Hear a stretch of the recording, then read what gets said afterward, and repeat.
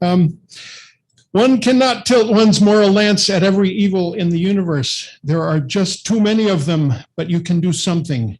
And the difference between doing something and doing nothing is everything.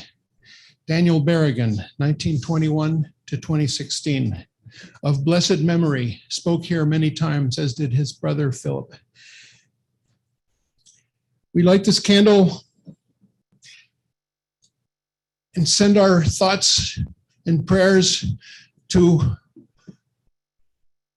the Holy Land Foundation 5, and to Sami Al Arian, and to all others who have suffered the injustice of the US justice system in times of hysteria, in times of hatred against immigrants. That's what we're talking about today. And we have a huge program.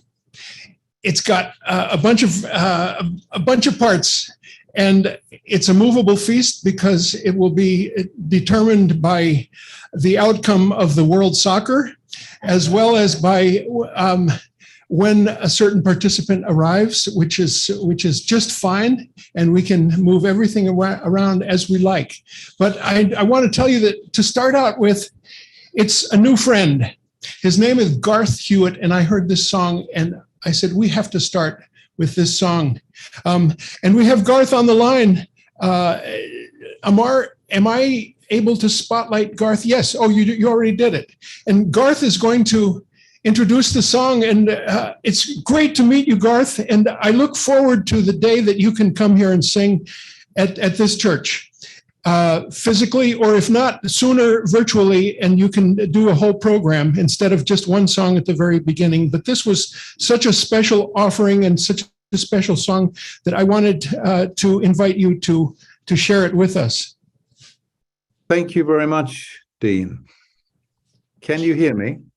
Yes, we can. Oh, good, good. And shall I tell you just a little bit about how I came to write it? I was in Banksy's hotel in Bethlehem, the Waldorf Hotel, and he has a gallery for local artists there. And I went upstairs, and there was this incredible painting that had a huge impact on me. It was of a woman holding a Palestinian flag, and she was walking in the desert. And it was this is a 12-inch single that I made of it. But when you see it in full size, the power is tremendous. And by an artist called Suleiman Mansour. So I went downstairs and I said to the manager, Wissam, I said, I have to record this song. And I want to make a 12-inch single because otherwise the picture will be too small for people. And he phoned Suleiman right away. And within seconds, Suleiman had agreed. 9 months later, we launched it in the hotel, and Suleiman was there. And I've never had such a reaction to the song. Maybe 3 million views or something. It was just extraordinary. But the important thing was that many of the people were writing, like from Gaza and so on, and talking about how it was helping them through times of bombing, for raising their spirits. It seemed like it had scratched where it itched for people. And I was very moved by that. And so that's how the song came into being. And then it's had a life, and it keeps ticking on. Thanks, Garth. And while I'm finding it, will you tell us what part of England you're joining us from? Joining you from the south coast, a place called Eastbourne. And it's a beautiful place. And we're having horrible weather at the moment, but normally we boast that the place is sunny Eastbourne, but it's cold today. And once actually, I believe, I don't know whether Miko Peled is on line already. Yes, he's not online. He's here with us physically. Oh, good. Oh, that's great. Well, he came down to Eastbourne one time for the Palestinian Solidarity Campaign meeting, and he told the story of the Holy Land Foundation 5. I hadn't heard of them before, and so it was great to meet him, great to hear what he had to say. Well, we will hear more about them today, definitely, as we give them this award and from their family members as well. But here is the song. Share screen.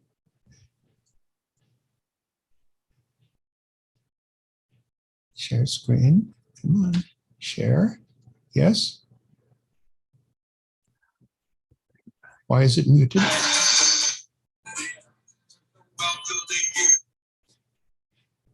Let's see. Let's start over.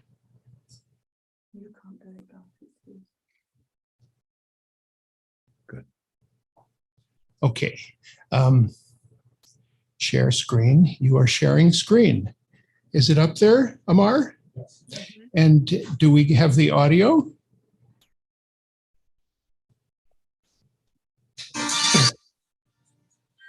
Only in my computer. You're sharing screen. I'm sharing screen. Thought I heard some audio. Play it again. Yeah. There's a share sound setting on the same page where you share the screen. It's down in the lower left usually. Lower left. Hold on.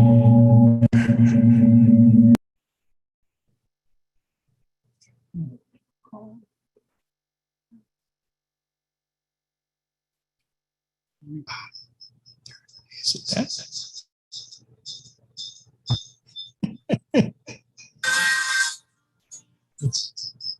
Yeah. You got audio, but you've also got feedback because you got two devices. Yes, understood.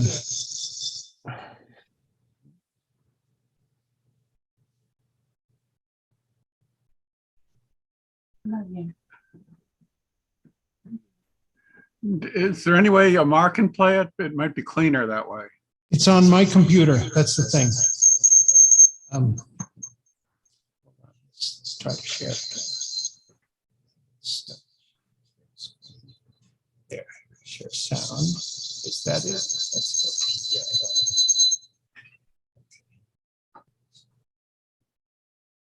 A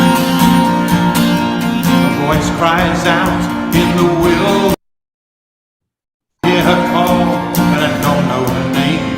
The voice cries again in the wilderness. My name is Palestine, I will remain. She's holding a flag so very high, raises her voice with such a strong cry. She's a symbol of a people who refuse to die. Says my name is Palestine, I will survive. I will survive, I will survive. My name is Palestine and I will survive. I will remain, I will remain. My name is Palestine, I will remain. The forces of darkness can't extinguish the flame, the freedom in your eyes and the love you retain. These are more powerful than the weapons of war. With its terror and lies, you bring something more. And all across Palestine, they've had enough of killing and wounding from Israeli guns. Want no more occupation, no more siege, no more brutality, they just want peace.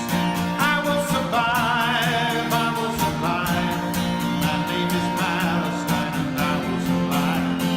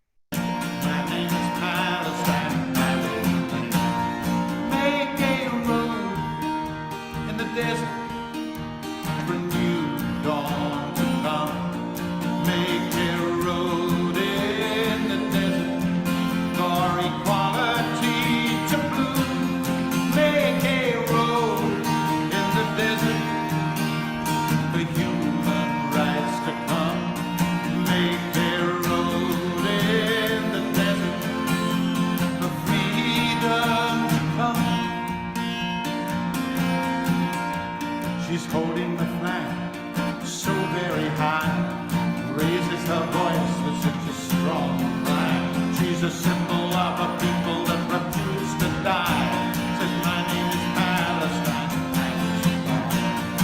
My name is Palestine, I will survive.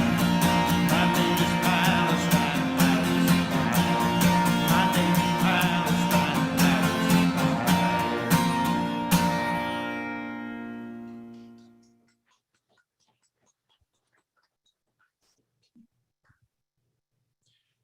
Garth, thank you so much. Thank you. It's just a beautiful inspiration for us this morning. Sorry about the technical stuff. We hope to get more acquainted with your music here at Community Church, because there's just a deep spiritual element to it that just really moves me. And thank you. And we will get to know each other better, you in this church and you and me. So I really thank you for joining us from down there in the south of England. Community Church has this deep, long DNA that is connected to Sacco and Vanzetti.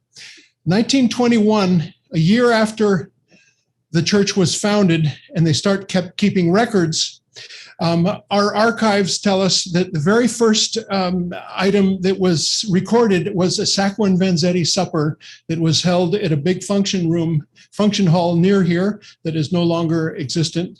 But it just kind of just shows you that that's the foot that the church started on. And it just so happens that we have the founding charter up on our wall that has Mrs. Winslow and Mrs. Evans, and the two of them, who were kind of Boston Brahmins from Beacon Hill, came to know Vanzetti and visited him multiple times in the prison in Charlestown where they were held, and tutored Vanzetti in English. And the next thing we know is that Mrs. Winslow was in Villa Falletto, Italy, visiting Vanzetti's family when word came down in 1927 that they had been executed. I don't know if you all are familiar with the Sacco and Vanzetti case, but it's kind of like what we're here for today. It's about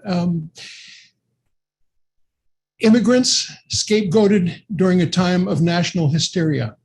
And it's like the similarities are just so striking that I feel this just such a strong connection with the Holy Land Foundation families and the five, and it really motivates us to just get behind the struggle to free the three that are still in prison, because it's miscarriage, horrible miscarriage of justice. And that's what I want to say about the reason that we're here 100 years after the Vanzetti case, but it's still alive, and it's very much alive in this room. And we are giving our annual Sacco and Vanzetti Memorial Award to the Holy Land Foundation and to Sami Al Arian, who we will hear more about as the day progresses.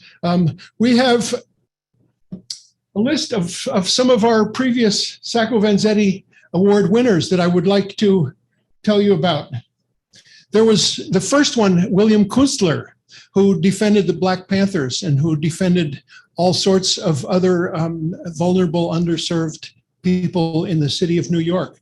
The ones that come to mind that connect us with this situation is Leonard Peltier and Mumia Abu Jamal and Lynn Stewart. Do you know Lynn Stewart? She was an attorney who represented the imam in the first Trade Center bombings, who was implicated. I don't know much about that case, but I know about Lynn Stewart, and she makes me think of William Kunstler quite a bit. She represented the most vulnerable, most deserted defendants in the New York City justice system. And then she went to prison too for just reasons I won't go into, but we stood behind her. I want to tell you about one more that relates to this case, and it's 2000.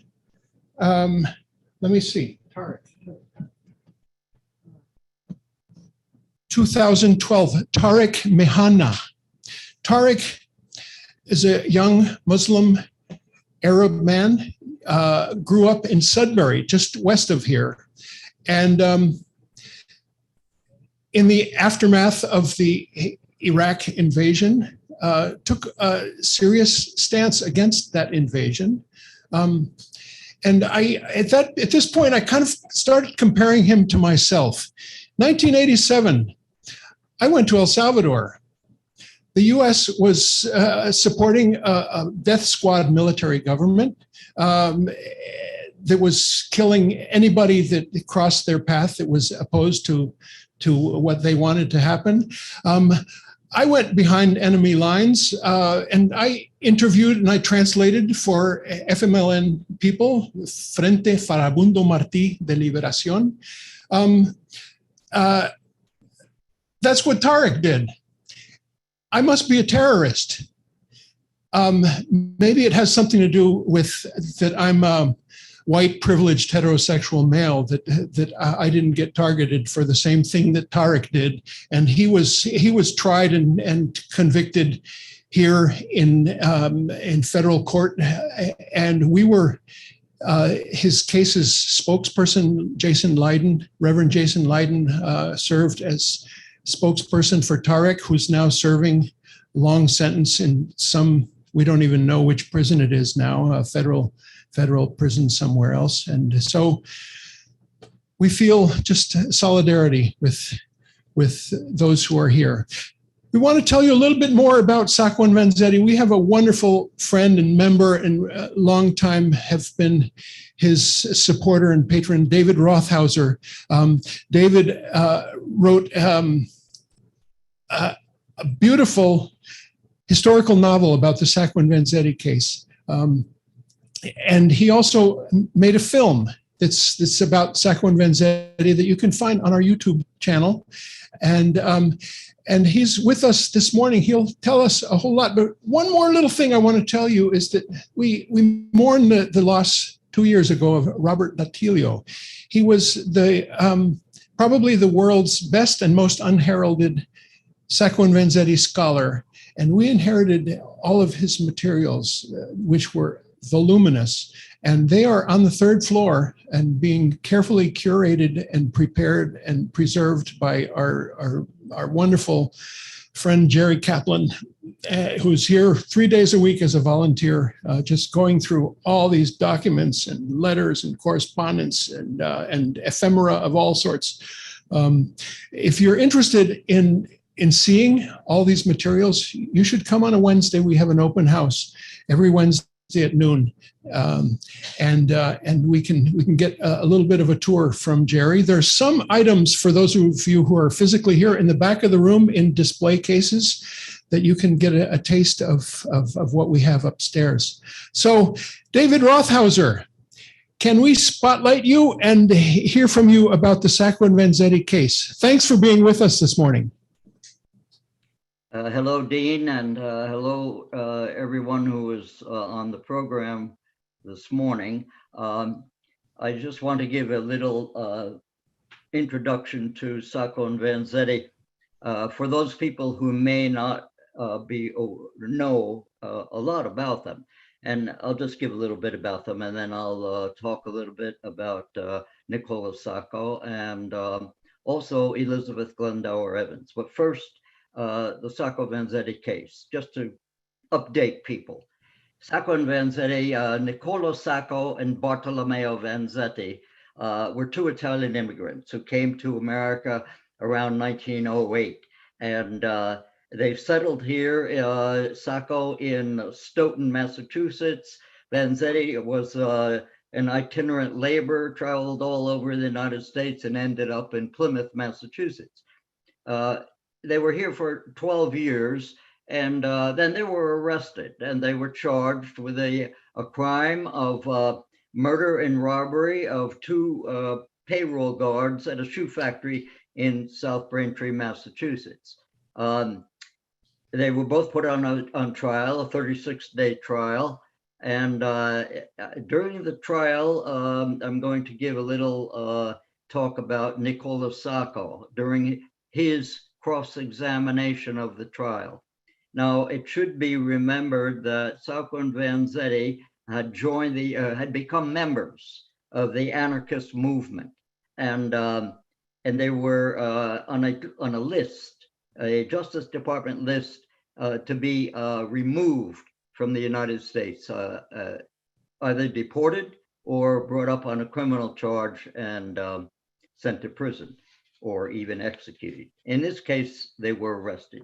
And during cross-examination of Nicola Sacco, he was asked, why did you come to America? What were you hoping to achieve? And this is Sacco's answer. When I came to this country, I saw there was not what I'd been thinking before. When I started work here, I worked very hard, 13 years, hard worker. I could not afford much a family. I could not put money in the bank. I could not push my boy to go to school. There's no chance, give any man a chance to education, not to be like Spain centuries ago. I could see the best men, intelligent, educated, they've been sent to prison, years and years without getting out. Eugene Debs, one of the great men in this country, he is still away in prison. He wants the laboring class to have a better living, give a push his son if he could have a chance someday. But they put him in prison. Why? Because the capitalist class, they want the working class to be underfoot and not to be up with the head. So the Rockefellers, Morgans, they give they give $100,000 to Harvard College, $1 million for another school. Everybody say, D. Rockefeller is a great man, the best in the country. I want to ask him, who is going to Harvard College? What benefit the working class they will get by this $1 million? They won't get nothing. Men, because men is getting $30 a week, if he gets a family of 5 children, he can't live and send his child to Harvard College. And not if he wants to eat, not like a cow. I want men to live like men because they belong to nations. So that is why my idea has been changed. That is why I love people who labor and see better conditions every day, develop, makes no more war. We no want to fight by the gun, and we no want to destroy young men. The war is not shoot like Abraham Lincoln and to fight for the free country, to give chance to other peoples, the black and others, because they know they are men like the rest, but they are a war for the great millionaire, for business, $1 million coming aside. What right we have to kill each other? I've been work for the Irish, I work with the German fellow, with the French, many other people. I love them people, just as I could love my wife. Why should I go kill these men? What he done to me? Nothing. He never done nothing. So I don't believe in no war. I want to destroy those guns. That was part of Sacco's speech in the Dedham courthouse. The next person I'd like to talk about a little bit is Elizabeth Glendower Evans. And here's a picture of Elizabeth Glendower Evans. I hope you can see it. Elizabeth Glendower Evans. First, let me preface before I talk about Elizabeth Glendower Evans. The Sacco Vanzetti case, among other things, was not only a powerful anarchist movement, immigrant movement, it was also a movement of big money. And I'll clarify that. Elizabeth Glendower Evans was a Boston Brahmin, supreme upper class, who lived on Beacon Hill. She heard about the Sacco Vanzetti case, and at the tender age of 66, she volunteered to become part of the Sacco Vanzetti Defense Committee. And I'll give that background now about Elizabeth Glendower Evans. She was not credited by historians very much, not much more than a footnote on many books that were written about the case, mainly because, number one, she was a woman, and number two, she was rich. And most historians wanted to compartmentalize the Sacco Vanzetti case as a working class, immigrant-driven, a crucifixion of justice that was against the working class and the immigrant population. In any case, Elizabeth Glendower Evans became a major figure in the Sacco Vanzetti case. A Boston Brahmin, shareholder in the Lawrence textile mills, Mrs. Evans joined the Sacco Vanzetti Defense Committee, raised enormous amounts of funding to maintain the defense, and led a group of Beacon Hill women, around 13 or 14 women, to teach English to the condemned men. Auntie B, as she preferred to be called, became a second mother to Sacco and Vanzetti, who cherished her and returned her love unconditionally.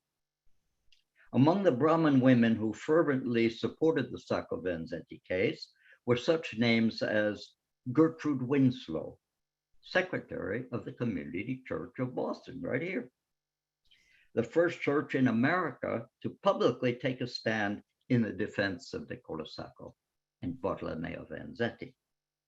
Mrs. Evans took it upon herself at the tender age of 66 to support Sacco and Vanzetti by conspiring to speak out in their behalf, by providing material support to the two perceived terrorists in the sum of hundreds of thousands of dollars, and by defrauding the United States government by teaching English to the two men so they could defend themselves in the courtroom.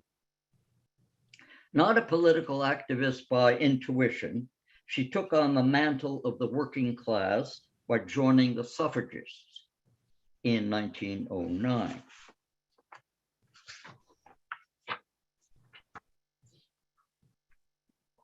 Claiming it her idealistic duty, she spoke publicly against the famous Palmer raids of 1919. They sent hundreds of thousands of perceived subversives, anarchists, socialists, communists, the whole list of people that were sent to New York on the Red Express, and many were deported back to their original country, others sent to prison, and a few were released. Anyway, she spoke out very, very much in the displaying her liberal outrage concerning the American treatment of immigrants. In her own words, has the United States gone crazy? Surely the United States has gone mad. These socialists are the least dangerous people in the world. I believe that it is the government itself which is undermining respect for government and is even setting an example in crime. Those were in her own words. Immediately following her Palmer raids fight, Evans joined the Sacco Vanzetti Defense Committee. While the case split Boston into two vocal camps, conservatives upholding the inviolability of the Massachusetts judicial system versus liberals convinced that the case was a bigoted miscarriage of justice.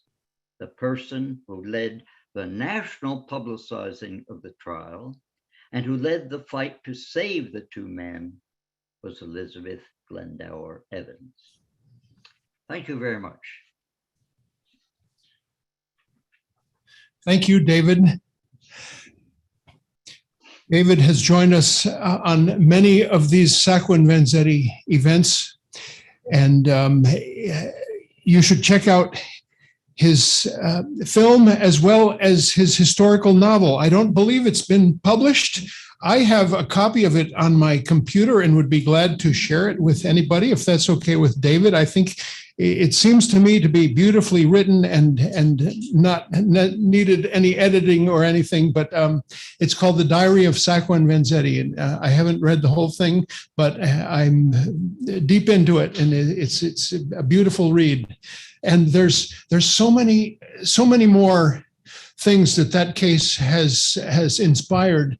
We have an entire bookcase full of books about Sacco and Vanzetti in several languages, and they all came from Bob's house, and we're glad to lend them with you. If you're interested in finding out more, let us know.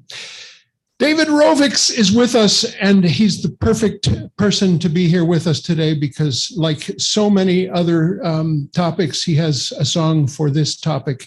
David Rovics is the people's troubadour for this planet, say I, in my humble opinion. And every time David is anywhere near here, we drop everything and host David and host his family members who are here nearby.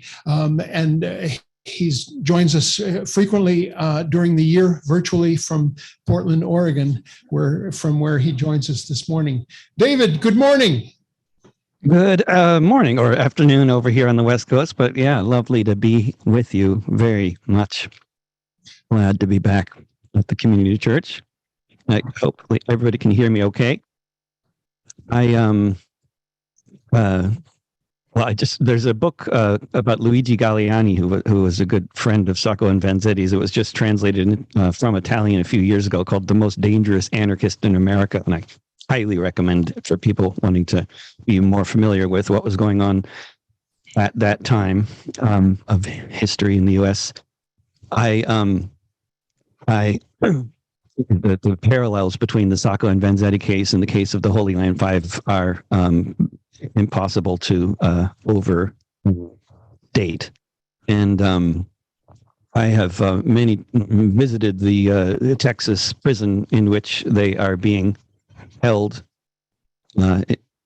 many times because I have a good friend who's was for years held in the women's block of that prison. And it's absolutely, the conditions in which they're being held is absolutely, hard to really convey how appalling the conditions are. They have, they call it a communications management unit. You'll be hearing more about that, I'm sure, but they have very little ability to communicate with the outside world. My friend who was in there was given a list of 20 people she was allowed to have email contact with, and they all had to be vetted.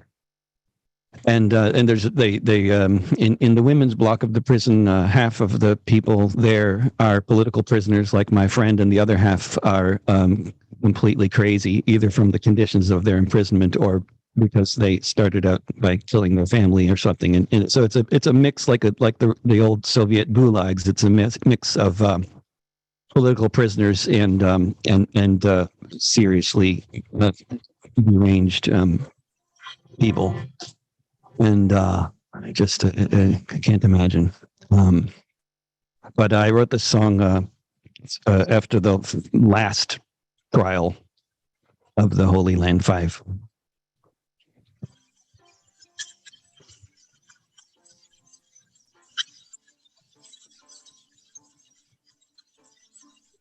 They grew up among the bombs of the occupation, bulldozed houses, a situation.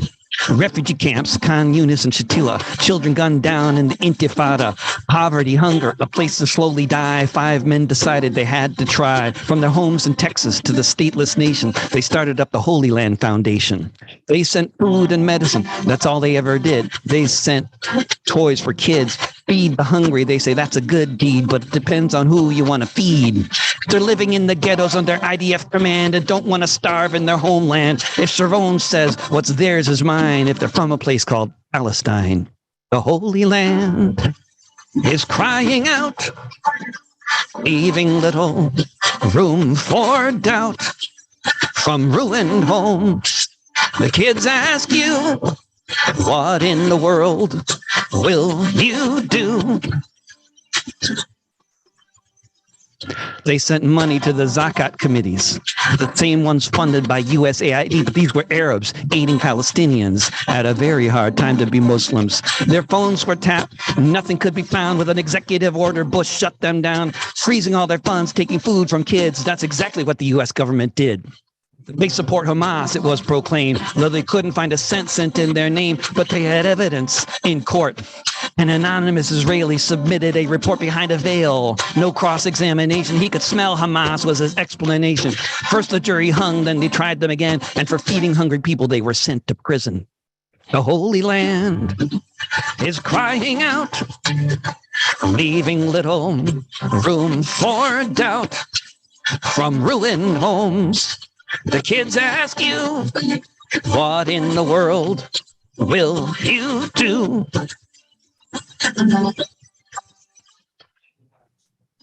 5 men in cells, no one knows what for. Every Muslim an unindicted co-conspirator. Be careful what you say, be wary what you hear, or end up in a CMU for 65 years. Cut off from the world, held in a box. Back home, kids get shot for throwing rocks. No one stops a charity sending money for tanks or illegal settlements all over the West Bank. This is justice in America. You didn't know it? Now you do. A retrial was denied. I should mention that too. Retrial denied. Who knows who's next to go to be tortured in a little Guantanamo. The Constitution suspended. They just haven't let us know. It's easier that way. Just say it isn't so. The Holy Land Foundation, you know it's true. They just did what all of us should do. The Holy Land is crying out, leaving little room for doubt. From ruined homes, the kids ask you, what in the world will you do?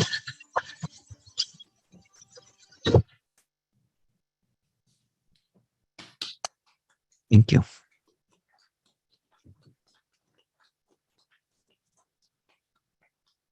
Amazing, David. Only the voice. Thank you. Thank you so much. Miko Peled has flown to be with us this morning, and it is just such an incredible honor. I've read his books. I follow his podcast. I just really admire his voice in this struggle. And when we first thought about the Holy Land Foundation as recipient for this award, I thought I'd email Miko. I had his email from when he last spoke about 4 years ago here at the church. I sent out the email, the phone rings. And it just like, that was just a moving moment when Miko realized that this connection is just such a strong one. And we are just so glad that he is with us because of the book that he wrote. We have a few copies. There were some more that we don't think have arrived, but we'd love to get this book out, and whatever copies he doesn't sell, we're gonna purchase and have for sale here. We are determined to get this story out and figure out how we can be part of freeing these men and having them back with their family. We think about that especially during this time when families need to be together, and we want that to happen sooner than later, and we believe that it can happen. Because it's just a glaring miscarriage of justice. So let's welcome Miko Peled. Thank you so much, Miko.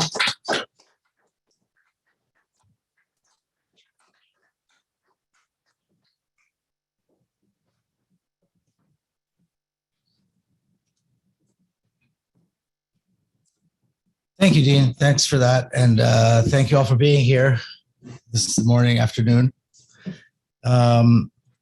And it's a real pleasure to be here at this space again. This is really, it's a special space. It feels really good to be here.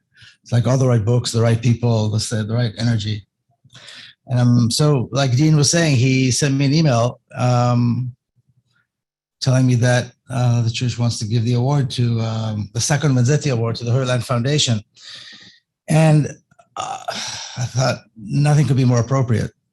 When I first heard about the Holy Land Foundation, it was 2012.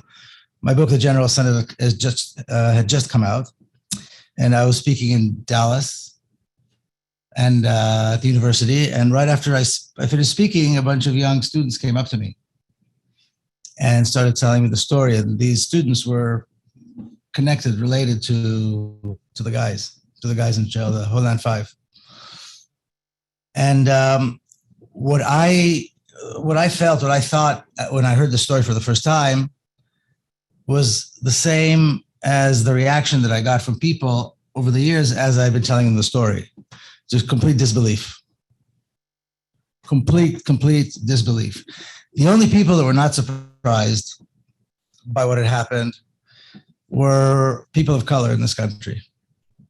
To them, the story makes perfect sense because that's been their experience. And I realized the divide that exists between the, people of color and people who are white in this country. There's a huge divide when it comes to the justice system as well. Whereas our, the response of shock, the response of, impossible, this can't be, the American judicial system may have some flaws, but it's basically just, and so on. This only exists if you're on the privileged side of the railroad, so to speak, of the tracks. On the other side, there was no surprise whatsoever. So I thought that was very telling. So then after I heard it initially, I started looking into it. They were sending me for more and more information. I started communicating with the five in their respective prisons. Has anybody here read the book, by the way? Anybody have the book? I don't want to repeat if the... I found myself being exposed to incredible people. I flew to Dallas a few times to meet with the families.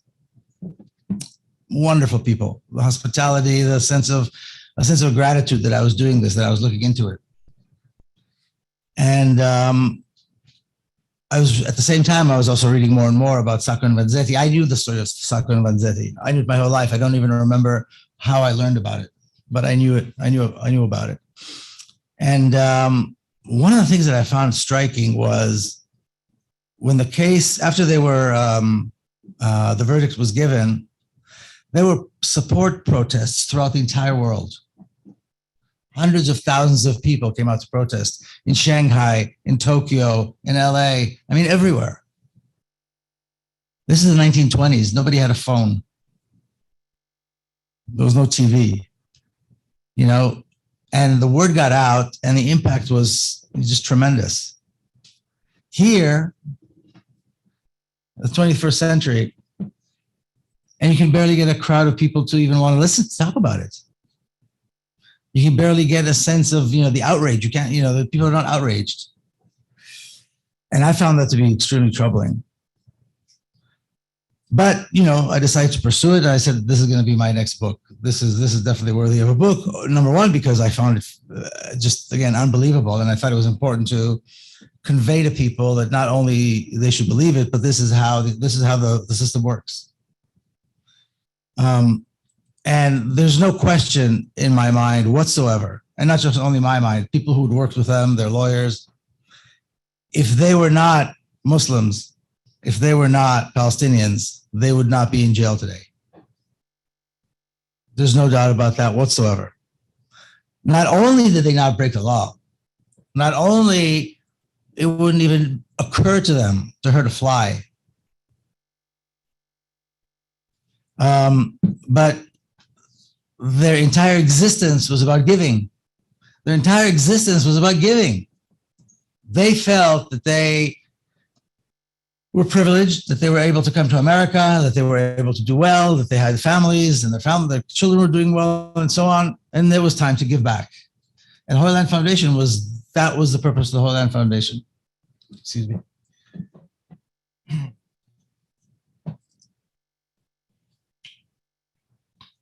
But the way they did it, and again, I'm trying to understand, I went through all these stages trying to understand how something like this can happen. It doesn't take a genius to figure out that they didn't do anything wrong.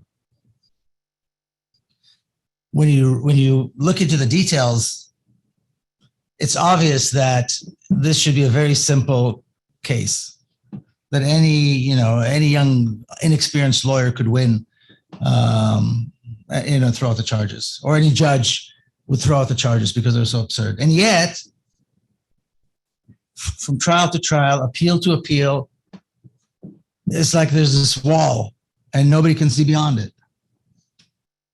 The lawyers, at first I thought, maybe they had really bad lawyers. Maybe their lawyers were incompetent. Then I met their lawyers. They're not incompetent. These are veteran lawyers, people who've done a lot of great work and continue to do great work. And they could not believe that the system could be rigged in such a way. And it's so obviously. And then as the legal process began, as the trials were going on, it became more and more clear to the lawyers that their clients did not stand a chance. Now, I think that, I could talk about this case, for days and days and days. But a couple of things that I find particularly important and interesting. First of all, take the sense of disbelief that something like this can happen, and it has happened. And how do you refute that? In other words, what do you show people so they understand that not only it happened, but it can happen again, and it's happened before? And I thought the best way to do that is not for the information to come from me. It's not me saying this, but rather look at the trial transcripts. So I got hold of the transcripts of the trials. I probably read, 25,000 pages. And you have to read the details of the transcripts of the court, the day-to-day stuff, the responses from the judges, the responses from the prosecution. And it didn't matter how hard the lawyers tried. It didn't matter how poorly the witnesses for the prosecution, were arguing. Ralph Nader described it as they had a hanging judge. These judges were out to get them. The details, the facts, the legal process was not going to stop them.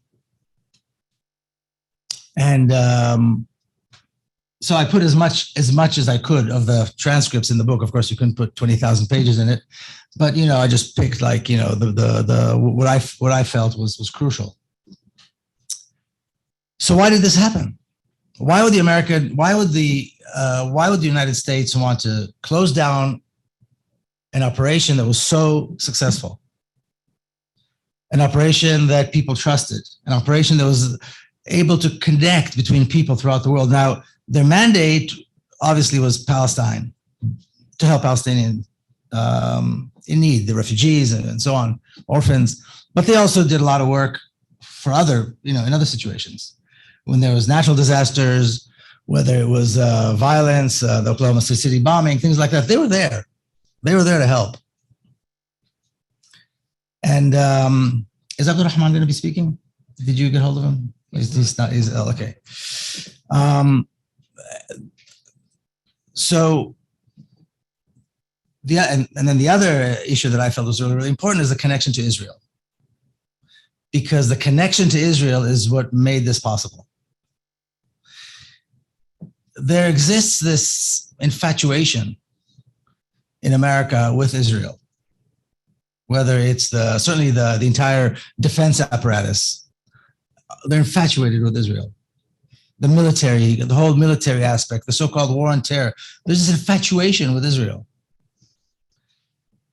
And the people here on the ground that work, so to speak, for the state of Israel, whether it's the Anti-Defamation League, whether it's AIPAC, whether it's just individual politicians, Chuck Schumer, people like that. They were acting like watchdogs, like gatekeepers, if you will. And they continue to do so to this day. You know, if you open your mouth, you say something, you know, negative about Israel, of course, you're anti-Semitic. Look at the movie Farha. Has anybody here seen the movie Farha on Netflix? Boy, the Israelis are going nuts. So as early as the 1990s, these groups and individuals noticed that the Holy Land Foundation is doing something unique. They're Palestinians, they're Muslims, and people are liking them and trusting them more and more. And the more they were able to portray the immense need in Palestine for the kind of work that they were doing, relief work, the more concern there was among these Zionist organizations in the US. And at some point, you know, a bunch of these people sat in a room and said, we got to take these guys out. It had to be that way because it was so effective and so systemic. Now, what the lawyers were telling me was very interesting.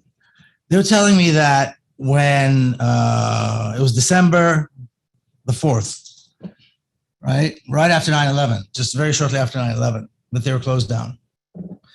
And they were closed down and then they were designated as a terrorist organization. And their reaction was, well, you know, it's understandable. Them, I mean, the Holy Land Foundation people. They said it's understandable. America had just gone through this terrible experience. A little panic, a little fear, you know, a little overreaction is natural. So they sued the government, which is what you do. And they demanded that the assets would be available to them and to get rid of the designation as a terrorist organization. And they had no doubt that they would succeed. They had no doubt that this was going to work. They brought in, you know, all the testimony, all the proof that was one could possibly ask for to show that the designation was wrong, to show that there's no reason to freeze their asset, and to show very clearly that every dime that they ever raised was accounted for. Every penny, every dime was accounted for. They know exactly where everything went, and nothing went to Hamas, because Hamas was the devil. They were saying that they support Hamas.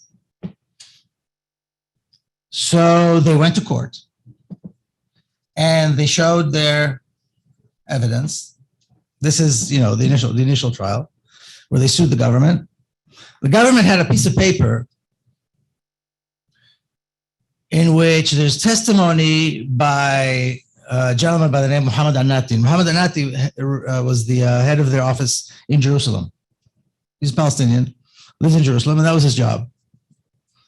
And the government had a piece of paper where he was questioned by the Israelis.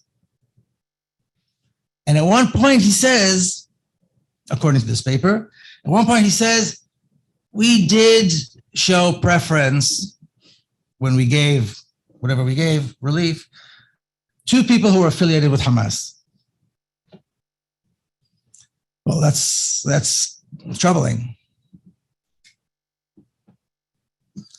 So the lawyers got hold of that piece of paper, the original one, which was in Hebrew, of course, because it happened. The Israeli police were questioning him. They had it translated. They had it notarized, which the government translation was not. And it turns out that he said the exact opposite.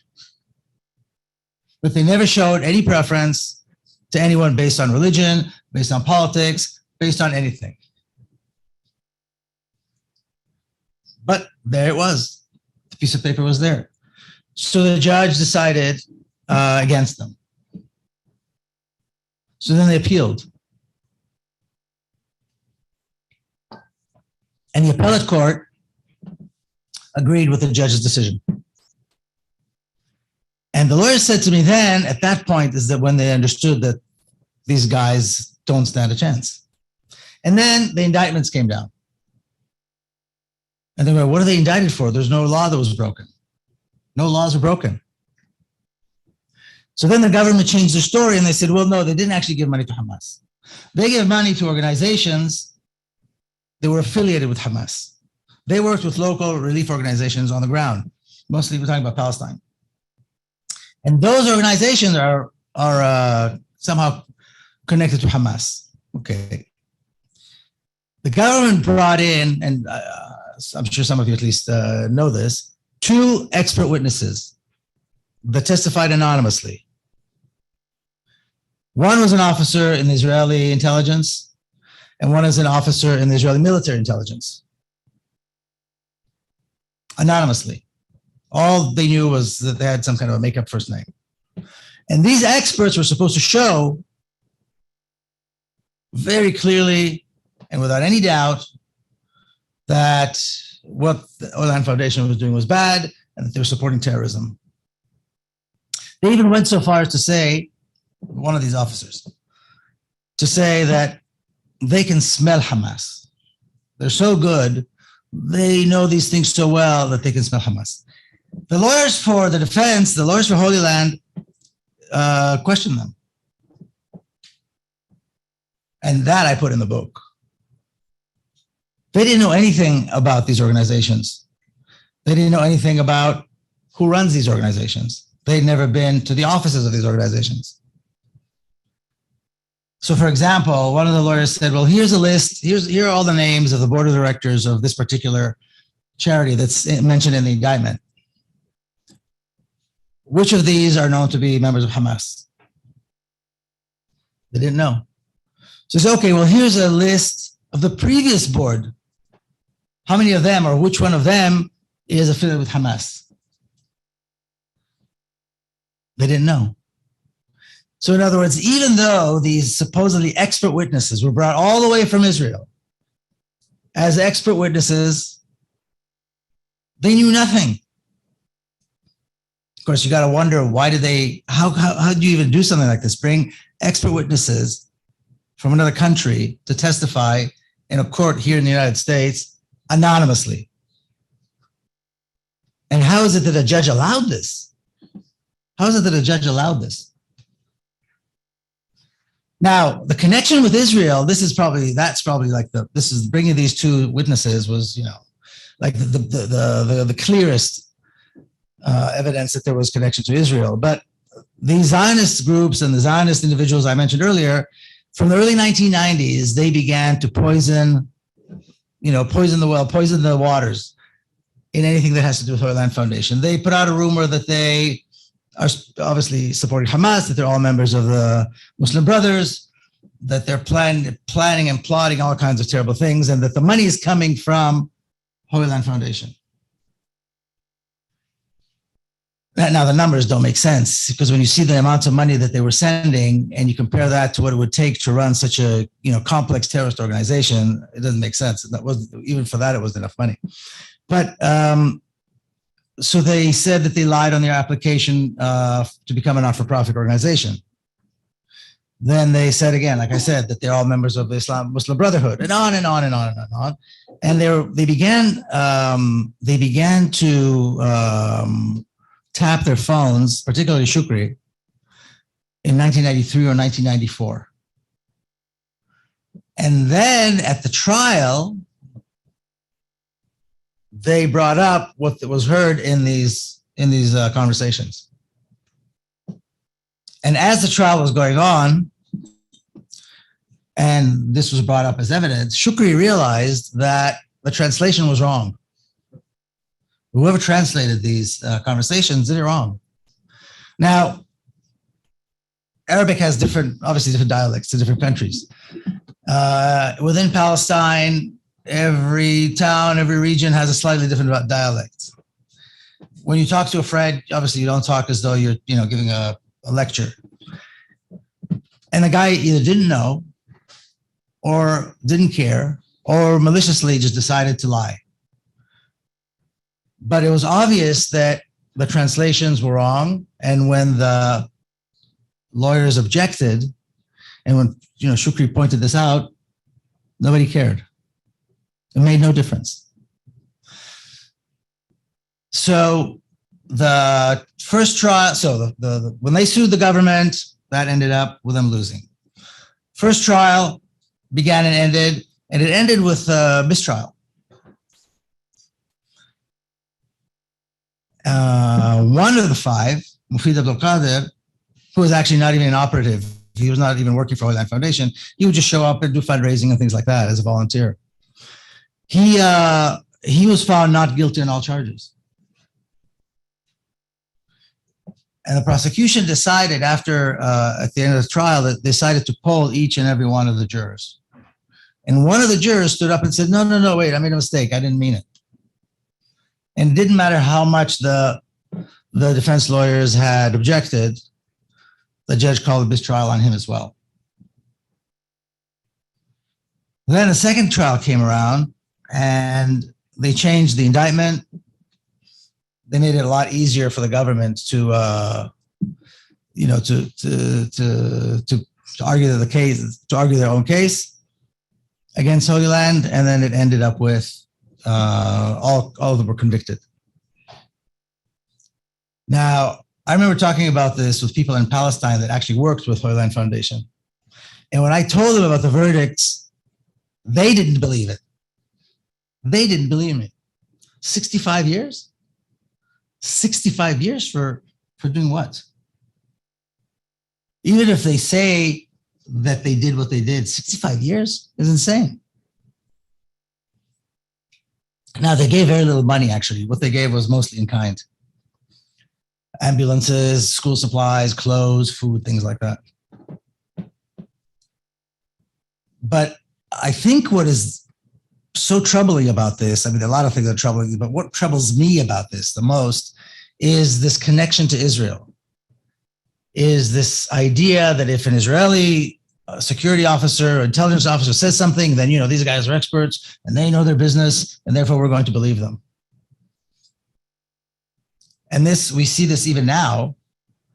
I don't know if you saw, but Benjamin Netanyahu, who's the prime minister-elect, he's not even in office yet. He's being interviewed by everybody. He's everywhere you watch, you see him interviewed. Bill Maher, Joe Osteen, what's his name? Peterson. He's on the networks. He hasn't even taken office yet. What is this infatuation with Israeli politicians and this whole Israeli thing? And I think the connection here is really dangerous. It's really, really dangerous. Because if you can take down an organization that does nothing but good and put 5 men who did nothing, who only did good and wanted to do good in federal prison for such long sentences, something here is inherently sick. Something here it's a pathology. So I don't know if you know this, but the verdicts came down. Shukri Abu Bakr, whose daughter Nida is here, by the way, if you haven't met her yet, he got 65 years. Now, Shukri is a little older than me. I think he's a year or two older than I am, so he's in his 60s. Ghassan Ilashi, 65 years. Mufid Abdul Qadir, like I said, who had nothing to do with the organization other than coming as a volunteer to do events, got 20 years. Now, remember, he was found not guilty on all charges in the first trial. 20 years in federal prison. And then Abdurrahman Odeh, who was supposed to be here today, he was already released, but has COVID, so he couldn't come. And if you knew how difficult it was to get the government to allow him to travel, because they don't allow, he can't travel freely, he has to get permission to travel. He's not allowed to work, he's not allowed to open a business. The man, all he can do is sit home all day. He got 15 years. And Muhammad al-Mizain, who was the older of the whole group, kind of the elder, got 15 years as well. And he was supposed to be released as well. And his family went to pick him up. And they said, no, sorry, we're releasing him, but not you. They put him in an ICE facility because his naturalization process was interrupted when the trial began. So he wasn't fully naturalized a citizen. And he sat, I think, close to a year in an ICE facility, and he was just deported to Turkey. And you wonder how much more suffering do these people have to go through? And again, the connection with Israel. Now, after this, as I was working on the book, I was reading everything I could get my hands on, looking online. One of the things I found, which was eerie, the website for the Israeli security agency, they were boasting, celebrating that two of their guys assisted in a case, a terrorism case, and managed to get these terrorists, these Hamas terrorists, in prison in the United States. This connection is very, very dangerous.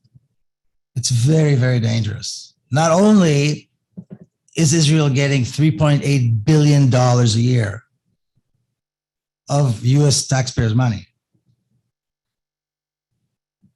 not only is it, dangerous for people to say anything about Palestine. There's this atmosphere of kind of like a witch hunt almost. If you say Palestine in a positive way, then you're anti-Semitic. Not only are they changing the definition of anti-Semitism. I don't know if you've heard, anybody know what I'm talking about, the definition of anti-Semitism? They create a new definition of anti-Semitism, which makes it so if you object to what Israel does, or object like I do to Israel's existence as a political entity, then you're anti-Semitic. And now we have a court case. We have a trial in Texas. And it's all about Israel. Another thing, by the way, talking about Israel, the Israelis sent boxes and boxes and boxes of documents, which are all in Hebrew, of course, or in Arabic, as proof. And these were just things that they picked up, as they were raiding different offices, offices of the Palestinian Authority, and so on. These deep ties, usually when politicians talk about Israel, they talk about the deep ties that the United States has with Israel, as though it's something, inherently wonderful. It's terrible. It's terrible. Now, I watched the movie Farha a few days ago. If you haven't watched, did I ask anybody here seen the movie Farha already? Farha? Yeah, it's this new movie on Netflix. It's a story of one woman who and what she experienced in Palestine in 1948 in her village. And it's a very powerful movie. It's not for the weak at heart. It's a very powerful movie, brilliantly done, and Netflix, is showing it. The Israelis are going nuts. They're calling to boycott Netflix. The Israeli government announced that any theater that shows the movie will be funds would be held. Government funds would be held from any theater that shows the movie or discusses the movie. And again, you go, what is this madness?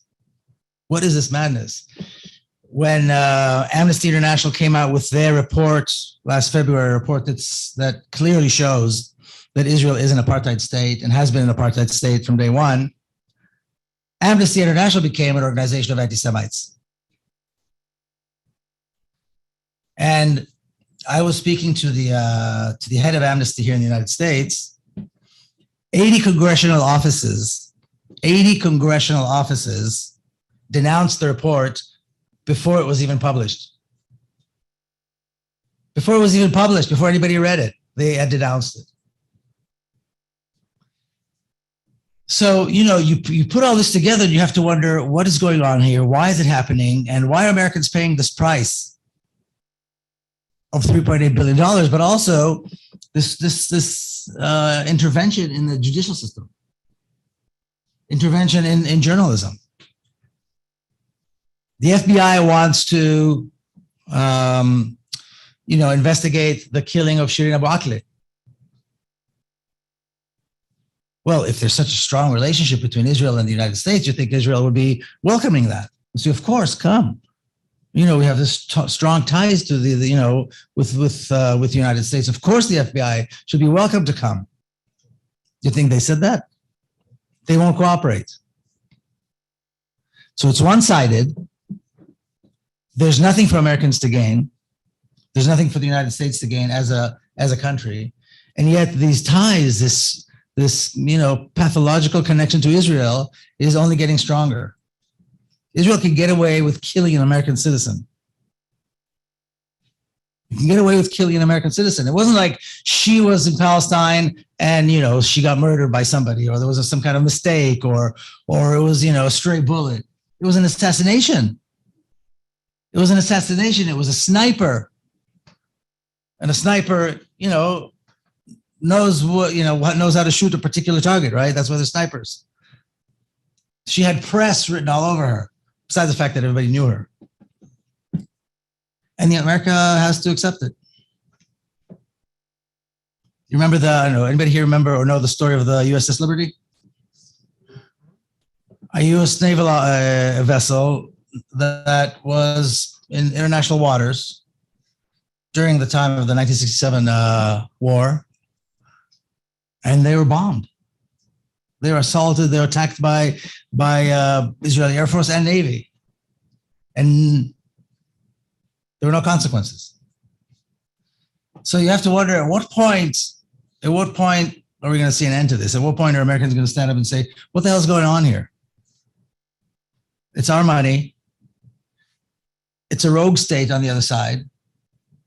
Several, reputable human rights organizations have shown clearly, with very clear evidence, that it is an apartheid state, that Israel is committing crimes against humanity. What else does Israel need to do? They're killing Americans. And I mean, what else do they need to do before Americans stand up and say, that's it, enough? And I know that's part of a bigger problem. It's part of a bigger question. When Barack Obama was, towards the end of his second term, there was an attempt to get him to commute their sentences. And it was an international campaign. Heads of state called him up. Nothing. He wouldn't do it. He wouldn't do it. And you think, why not? It's the end of his second term. He's got nothing to, doesn't have to win elections anymore. There's no reason for him to be afraid of, the Israeli lobby. And he didn't do it. So one of the problems with the story and with the book is that in writing the book is that it ends with nothing happening, nothing good. When the campaign to get Obama to commute their sentences was going on, one of the guys, Mufid, asked me if I thought he would do it. And it's a tricky question because here's an inmate in one of the worst prisons in America. It's notorious. Beaumont, Port Arthur is notorious. I think it's one of the highest murder capital of prisons in America. And he, so here I am on the outside. What do I tell him? What do I tell this guy who's on the inside? But, these guys are smart. It was obvious. They knew very well that Obama wasn't going to do it, And I think, I more than think, I'm absolutely positive that, like I said earlier, if they were not Palestinians, if they were not Muslims, they wouldn't be in jail. And therefore, until Palestine is free, until all Palestinian prisoners are free, they will not be free. Which in a way is scary because, we don't see the apartheid state of Israel collapsing anytime soon. We don't see any solution, positive solution or positive steps being taken over there. So that means these guys are going to be in jail for a very long time. I mean, Mufid is 20 years, so he's already counting backwards. He's already counting the days. He's already planning what he's going to do when he comes out. So 3 out of the 5 will be out pretty soon. But Shukri and Ghassan, 65 years. And when my first book came out, The General's Son, one of the nicest things that happened to me was that Alice Walker wrote about it. She wrote the foreword. And one of the things she said was that this was the most hopeful book she's read about Palestine, Israel. And it's very difficult to describe hope right now, to talk about hope right now at all.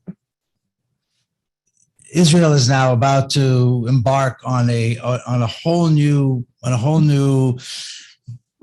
voyage, if you will, or trip, where the killing and dispossession of Palestinians is going to be 1,000 times worse than it's ever been before. I don't know how much time you've taken to examine exactly who the next prime minister is and who are his coalition partners. But this year, which was a record year in terms of how many Palestinians were killed, people are going to look back at this year as the good old days. They're going to miss this year. Because not only are the settlers and all these, violent racist thugs, they've been getting away with murdering Palestinians anyway, but now they're sitting at the table. Now they're sitting in the most sensitive positions in the government. One of them is going to be the Secretary for Homeland Security, which is a new ministry that was created just for him, where he's going to be in charge of the police. He's going to be in charge of the special police unit, which is called Border Police, which governs the life of Palestinians in the West Bank. And another one, that's Ben Gvir. You may have heard the name Ben Gvir. The other one, Smotrich, who's his partner, political partner, he is going to have a special position within the Ministry of Defense, again, dealing with the Palestinians. And also dealing with how quickly Israeli settlements will be approved in these highly sensitive, highly populated areas within the West Bank. So we're looking at down the road at horrors that we have not seen yet, or the Palestinians have not experienced yet, and we already see it on the ground. There's been an escalation of violence against Palestinians immediately after the elections. So these guys are now at the table. They're going to have huge budgets. They're going to be, creating policy. And this book, Injustice, there's no really good end in sight. I mean, yes, it's wonderful that Abdurrahman is out. It's wonderful that the Mohammed ibn Zayn is out, albeit he's in Turkey, not here with his family, but at least he's a free man. But we still have 3 people in federal prison, people who are not only completely innocent, but these are the finest people you'll ever meet. And I'm not exaggerating. And so I think it's incumbent upon us. People say, so, is there hope? Is there hope? Well, we're going to have to create hope. That's, that story I told you about the hope and Alice Walker. We have to create hope. It's not just sitting there and waiting one day to wake up and act. If we act, then there's hope. If we don't act, then there's nothing to be hopeful for, nothing to expect. And, people are busy and people are worried. Of course, Palestinians are doing everything they possibly can and above and beyond in order to free themselves and liberate their country. But they are like prisoners, inmates in a maximum security prison. They don't have the kind of freedom to actually do something about their fate. If they resist with weapons, they get killed. If they resist without weapons, they get killed. If they sit at home and just mind their own business and don't resist at all, they still get killed. Their homes are demolished. Their kids are being killed and tortured and so on. So where's the happy ending here? Well, if we want to see a happy ending, then we're going to have to organize. We're going to have to mobilize. We're going to have to make sure that places like this space right here, which obviously on every issue is going in the right direction, is packed every single time there's an event here. And people need to come to terms with the fact that there's something very, very sick about the relationship between the US and Israel. If an American president can stand up and proudly say that they're Zionist and get away with it, it's madness. It's madness. Zionism has a history now over 100 years. It's not about what the initial founders of Zionism thought or didn't think or did or didn't do. We have over 100 years of history of Zionism. And what we see is destruction, suffering, killing, and on and on. And here, even in the United States, the entire war on terror is all about the United States following this, this path that Israel has created and Israel is demanding. So I want to encourage everybody to act now, whether it's visiting. Has anybody here been to Palestine? I'm sure some people have. Oh, yeah, quite a few. Go to Palestine. People are always worried. Is it dangerous? Is it safe? Is it a good time? It is fine. Go to Palestine. I mean, I would suggest going with somebody who knows Palestine. I take, friends from time to time, but I mean, you should go and visit Palestine, talk to Palestinians, see for yourself, experience for yourself what they're going through, and then make sure that people understand the connection between what happened to the Holy Land Foundation 5, these excellent men, and what Israel is doing in Palestine. And these guys will not be released, will not be free until Palestine is free and Palestinian political prisoners in Palestine are free. So I guess this is an invitation for everybody to do more. Palestinians are paying with blood. They're paying with blood. A good friend of mine, Isa Amro, runs a really important grassroots in the midst of the old city of Hebron, among the worst settlers, the worst, most racist. It'll fail me to describe just how brutal and racist these guys are. Many of them, by the way, are Americans. Many of them are Americans. They are, at their back, they have, Israeli soldiers, combat soldiers. And I don't know if my friend Isa is going to be alive tomorrow. I don't know if his son, who's 10 years old now, is going to be an orphan tomorrow. And by the same token, we don't know which young Muslim Palestinian or Pakistani or Indian or from any other place is going to be thrown into some kind of a high security prison suddenly because somebody decided to frame them, and the stories go on and on and on. We don't know. And it's like we don't have any control over it. So we have to take control of these things. We have to put the power back in our hands so that this story ends in a positive way. And again, the only way it's going to end a positive way is if we act, so that at least the lives of Palestinians and Muslims here in America are safe, are somehow guaranteed. And then the life and the safety and security of Palestinians in Palestine is safe. In 20, I'll say one more sentence. I know, last year, the spring of this year, the spring of last year, there was a huge uprising in Palestine. Palestinians everywhere rose throughout the entire country, all of historic Palestine, even the parts that people like to call Israel. I don't like to use that name, but even that part of the country is, Palestinians with Israeli citizenship were rising, and there were hundreds of arrests, and they arrested them, and they always put a security in the indictments because that guarantees that they'll get higher jail sentences. And the Palestinians showed the world that they can do it, and they showed the world that they are all one people, and they showed the world that Palestine is one country. But they pay a heavy price. And we need to be here. We need to have their back.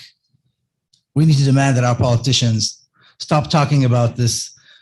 The code word is, guaranteeing the security of Israel. Israeli security, Israeli security, Israeli security. Israel has an enormous army, and there's nobody to fight. Israel has, all the security it needs. But what about the security of Palestinians who are being harassed? The children of the Holy Land Foundation 5 are harassed. Certainly Palestinians are harassed night and day, whether they're activists or not activists. And harassed is a soft word to describe what's happening. So in a way, this case should be a wake-up call for everyone. And that's why I wrote the book, in the hopes that somehow we can break that glass ceiling, which is, caps who's willing to talk, who's willing to listen, and who's willing to act on Palestine. It hasn't happened yet, unfortunately, but hopefully, it'll happen.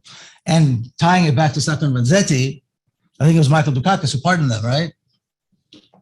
There's a copy of the pardon. There you go.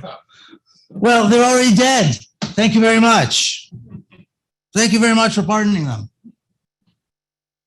Where were you when they needed it? Where are we when the Holy Land Foundation needs us? After Leena Al Arian was murdered, assassinated, there were some protests. Her picture was still on social media here and there, but it's old news. Who's going to protect the next one? The next Palestinian journalist, the next Palestinian activist, the next Palestinian kid who's just walking to school. It's gotta be us. It really has to be us. So once again, I can't tell you how moved I am by this what's going on here today and yesterday, and by the fact that Holy Land is finally receiving some recognition for their hard work and for the good things they did. I think the parole officer was shocked. The dean wrote a letter to explain to the parole officer what this is about, and he knows Abdul Rahman, a guy who was convicted on terrorism charges. Suddenly he's getting an award for humanitarian work, for doing good, all these good things. So I'm sure the probation officer was, confused. But let's not wait until everybody's dead. Let's not wait 100 years. Let's do it now. Okay, thank you very much.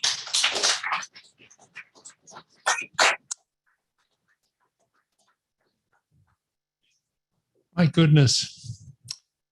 It's, I hope you all get a copy of The General's Son and Injustice and get Miko to sign it for you. And there's a bunch of more copies of Injustice that are coming, and we're going to buy them all from Miko and have them for sale here. It's just what a voice for Palestine. It's just remarkable. Hey, this is on Community Church of Boston letterhead. Dear decision maker or leader, we are the Community Church of Boston. We call ourselves a peace and justice congregation since 1920. We were born in the aftermath of World War I as an alternative to mainstream churches that bowed down to the war path of the US government. One of our first struggles was to save Sacco and Vanzetti. They were, of course, executed in 1927. We have since spoken much of them and see the case as an egregious miscarriage of justice. We have for many years given the Sacco and Vanzetti Memorial Award to notable activists, especially those who have grievously suffered for their stance. Among these winners are Leonard Peltier, Mumia Abu Jamal, Rachel Corey, Cesar Chavez, William Kunstler, Medea Benjamin, and many others. The 2022 recipients of our award are the Holy Land Foundation 5 and Sami Al Arian.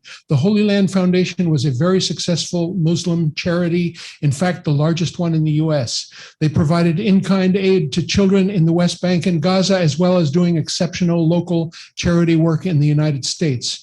These are men who, in the aftermath of 9/11/2001, as immigrants from Palestine, in the midst of hysteria against Muslims and Arabs, were horribly persecuted for their good deeds and sent to long, hard prison sentences. 3 of these men are still behind bars, and their families will accept the award on their behalf. We urge you to join us in our efforts to free these men from prison. We do this on behalf of their children and their grandchildren. These men deserve to be reunited with their beautiful families. We ask you to find out more about this horrible miscarriage of justice, not unlike the case that inspires our congregation, Sacco and Vanzetti. Free the Holy Land 5, say all of us at this ceremony, honoring the exceptional work of these men and urging you to help us right this horrible wrong. We thank you. And this is a petition that I will pass out, and we will collect this many signatures plus this many more before we send them to numerous decision makers. That's one that's going around. And this one is from the grandparents of one of the award recipients, Sami Al Arian. And this is maybe even a more important one. Up top, this is a poll, Messi versus Ronaldo. And we'd like you to weigh in. I weighed in. I don't follow soccer. I have 3 semi-professional soccer playing brothers. Me, I play guitar. But this is very important, and I hope you will put your name and your last name initial. This is on behalf of the 3 beautiful grandchildren of Sami Al Arian who are here. So I'm going to send these both around.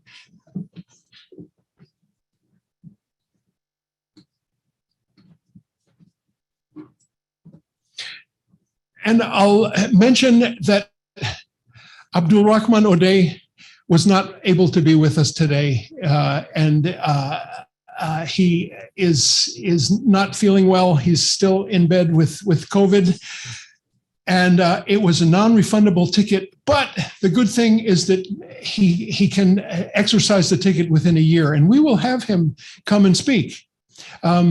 So it'll be wonderful to meet him. I found a wonderful connection with Abdul Rahman, which is that he started the chapter of the Holy Land Foundation in Paterson, New Jersey. Unbeknownst to me, Paterson is a huge Palestinian place. They call it Little Palestine.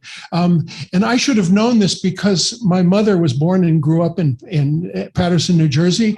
My grandfather was a lawyer for one of the silk mills in Paterson, New Jersey. My great-grandfather emigrated there from Holland in the late 1900s, and he emigrated as a carpenter and a builder, and also as a avid or devout evangelical with the desire to spread the gospel. He started a mission in Paterson, New Jersey, which was called the Star of Hope Mission, which is still there today. I have not followed in the missionary path of my great-grandfather or my grandfather or my parents, but I was amazed that it's still there, and that Abdul Rahman knows about the Star of Hope mission. He worked with them on, they were in the same field doing charity work, and it kind of reminded me of a guy who 2,000 years ago got in a little trouble doing charity work. His name was Jesus. Remember that guy? That dude? And then cut to 2,000 years later, Sacco and Vanzetti, and now cut to the Holy Land Foundation. So Abdul Rahman will be with us, and I'm going to send his parole officer a copy of his Sacco and Vanzetti award and notify him that we will have him come. It's sometime during the next year before the ticket runs out. And now it is my pleasure to bring up Nida. And do I call you Nida Abu Bakr or Nida Bakr? She'll tell you that when she gets up here. But I picked up Nida, and we sat in traffic because the tunnels are closed. And it was a wonderful trip home, or back to the hotel and the church. And I just feel for all of these children of the men in prison, and want to do whatever we can do individually and collectively to free these men. And I'll mention to you that we asked both Nida and her sister Zaira that if Shukri happened to want to and was able to, that's the bigger question, that if he called, we would drop everything and receive the call and hear from him. It is something we have done with our prisoners, our members behind bars. We have now 7. 3 of them have been released fairly recently, but we still have 7 that we especially communicate with at this time of the year and send small money orders. So that might happen and might not. We've got to see, but we have the best consolation prize, which is Shukri's daughter, Nida Bakr. Thank you, Nida, for being with us. We tore her away from her 2.5-year-old boy, and she gets a tiny little break, but I'm sure she misses him a lot. Nida. Thank you so much. Wow, it has been such an amazing time here. Meeting all of you, amazing people. You could have been anywhere else, but you chose to be here instead. So thank you so much. My name is Nida Abu Bakr. I am the daughter of Shukri Abu Bakr, who was the founder and CEO of the Holy Land Foundation, and he was sentenced to 65 years in prison. I just want to tell you a little bit about my father. My father he loves music. He is an artist, a poet, a humanitarian, and a teacher. And it's safe to say I get a lot of my personality traits from him. He was born in Brazil to a Muslim Palestinian father and a Catholic Italian mother. He grew up around many cultures, visiting different countries and learning different languages. Now, he is far from a terrorist. I doubt a terrorist would encourage their daughter to go travel around the US to advocate about civil freedoms and prison reform and pursue a degree in art. You know, like a terrorist would just not do that. Let's go back to 1987. What a lot of people don't know is that the HLF was born with the birth of my sister, Sanabel. She had 3 chronic illnesses, and he was inspired when he was watching the news in her hospital room, and he thought to himself, how can I give those kids the same care that my daughter is receiving? And that is how the HLF started. And throughout my lifetime, I had to watch my father get arrested twice. The first time was when I was 10 in 2004, when the FBI raided my home. It was scary, and it was something that we only saw in movies. They surrounded our home at around 5:30 a.m. I was walking towards the door when they started banging on our door, yelling, "FBI, open up." My hand was on the doorknob when the door was pushed open as my father ran from behind me and just swept me out of the way. And then he got pushed against the wall right there in front of me.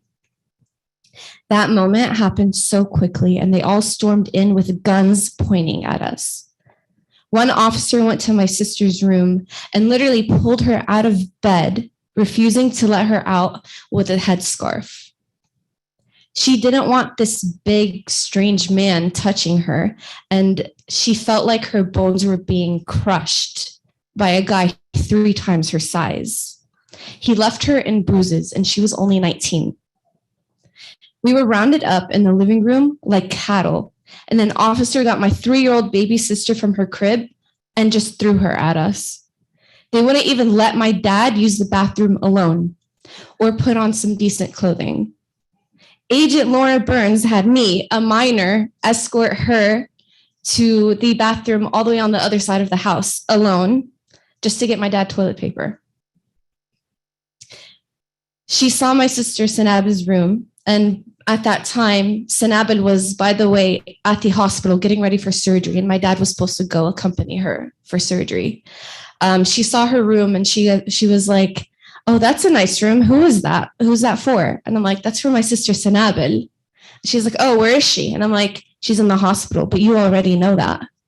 And she just like, she kind of was shocked that someone so little can even reply so strongly to her. I really don't know what she was trying to get out of me.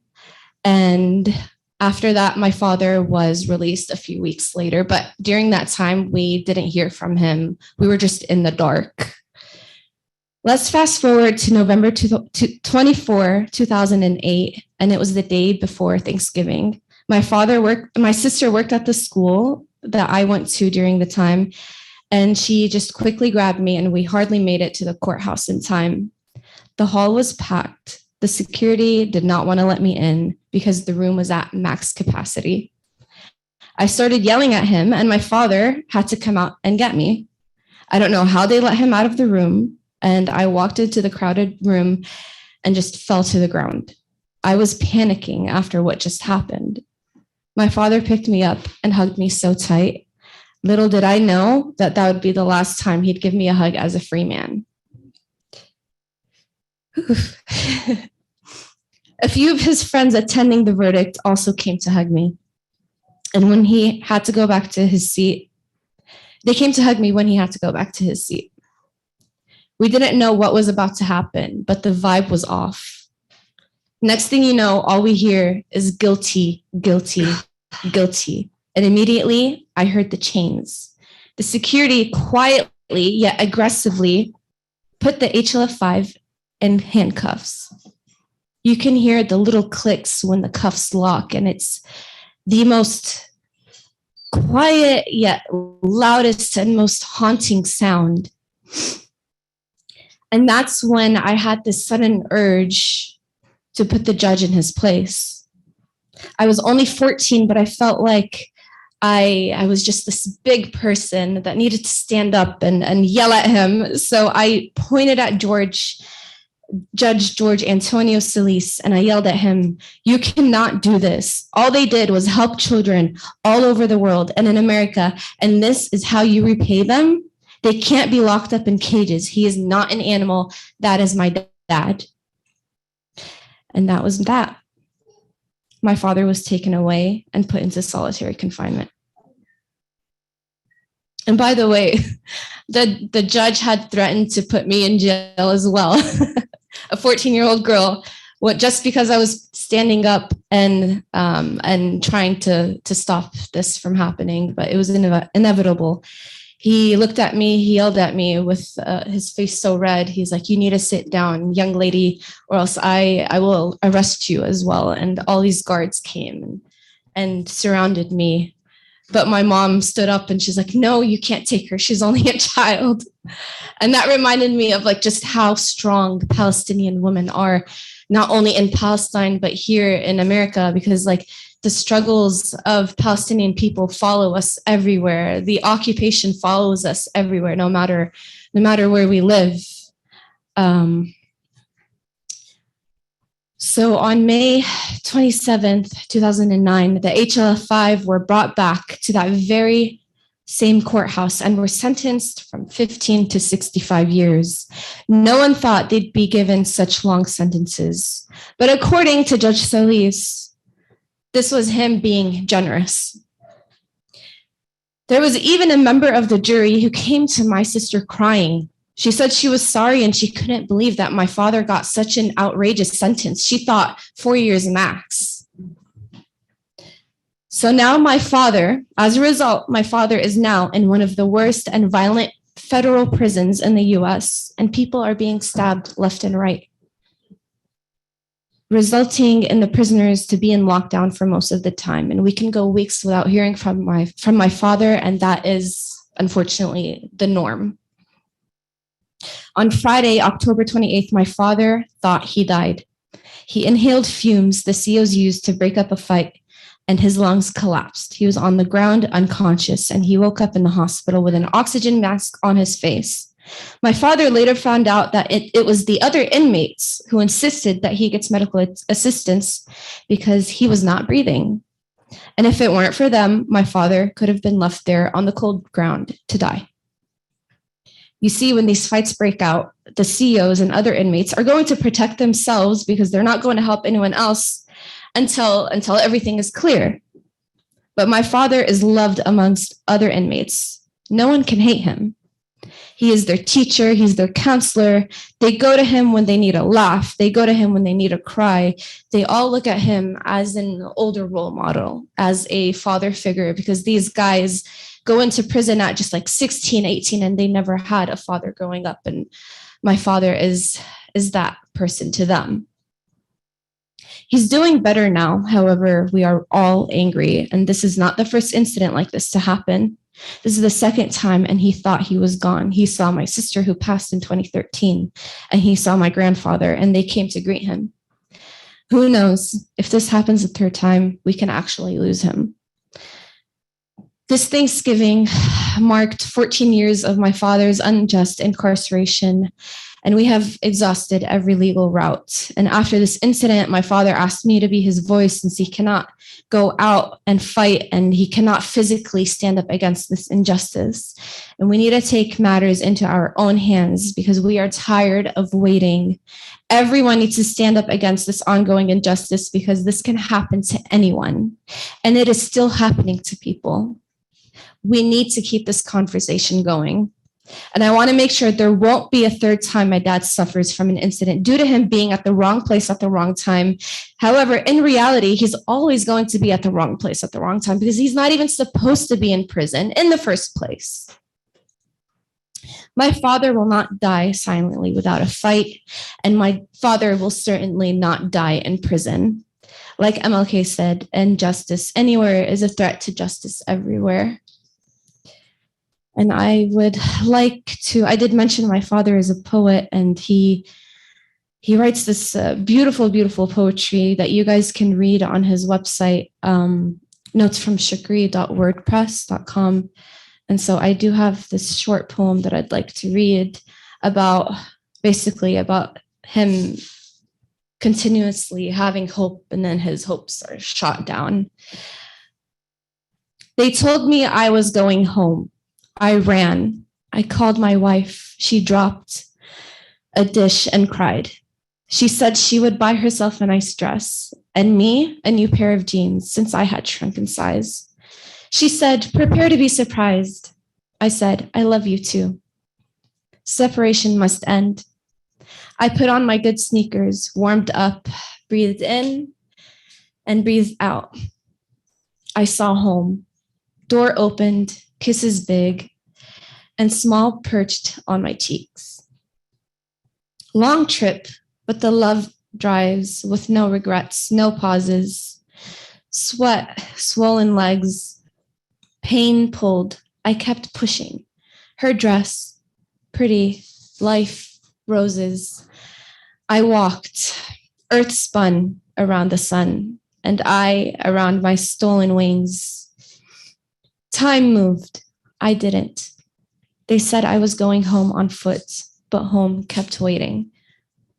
I bit my lip, bent the knee, and cried. The stupid treadmill in this ugly gym. No window dressing. Prison isn't home. Not surprised, heartbroken. Thank you.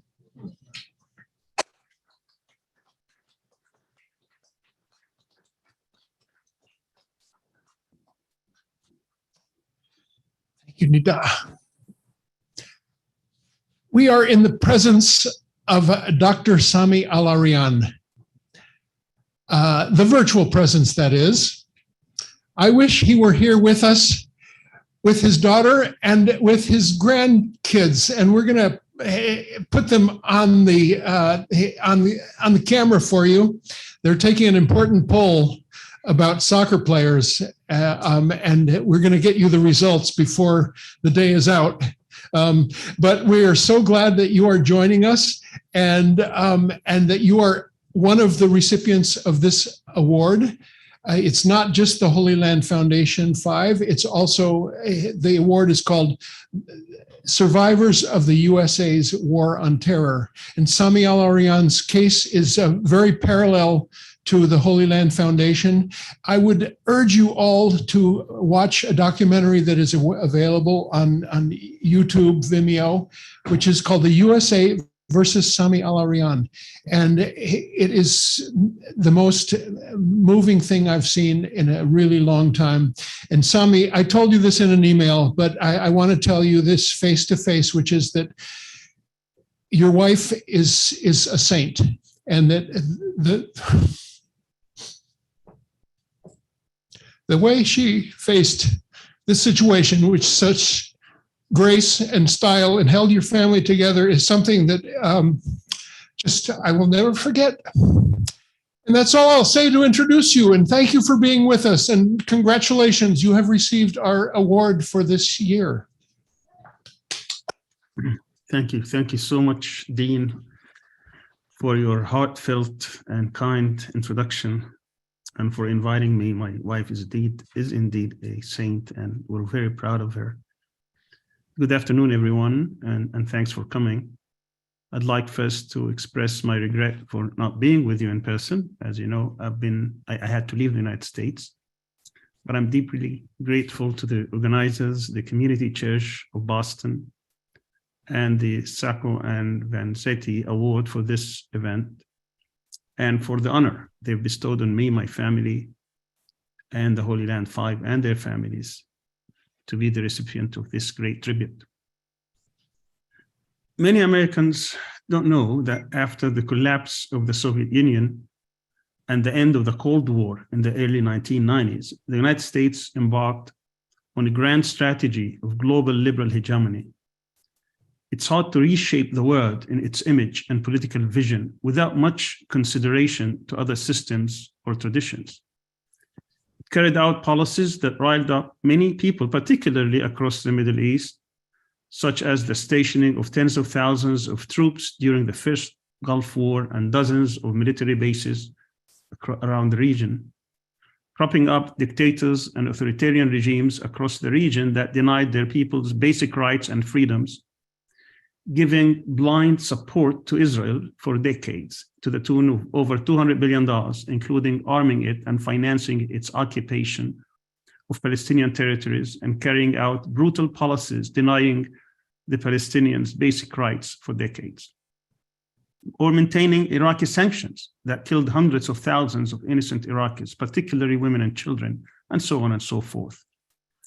When 9/11 happened, everyone was asking why. There were really two answers to this question. It either happened because of US policies, or because, as many policymakers and government officials would say, they hated our democracy and freedoms. If the answer was the former, meaning because of US policies that were pursued in the region, then the American people would demand accountability and hard answers. Of course, this is in no way to justify what happened, but to understand why and what actually happened. American policymakers told their public that what happened was because they hated our freedoms and our way of life. And since we're not going to change who we are, then we must change who they are. And from there, we've had 20 years of invasions and occupations and the so-called global war on terror. These phony wars that killed hundreds of thousands of people were not only fought overseas, but another phony war was fought domestically. While the main victims of this war were American Muslims, it has also negatively impacted every segment of the American way of life. Regrettably, this was not an aberration, but a continuation of policies of a haughty but apprehensive empire that during times of uncertainty targets its most vulnerable communities. Despite all the lofty rhetoric about constitutional protections, the rule of law, the Bill of Rights, the United States has a rich and long history of political repression and persecution, particularly against minority or disfavored groups. After 20 years of the so-called global war on terror, there are significant challenges today in many areas that undermine democratic principles and impact fundamental rights taken for granted, including basic political freedoms, civil liberties, charitable giving, privacy concerns, freedom of thought, worship and association, ethnic and religious profiling, due process rights, among others. From the onset, this domestic war on terror was led by the FBI. The primary objectives of its operations and tactics used against the American Muslim community have been A, to infiltrate this community with thousands of informants and spies in order to keep them under constant surveillance and control, as well as distrustful of each other.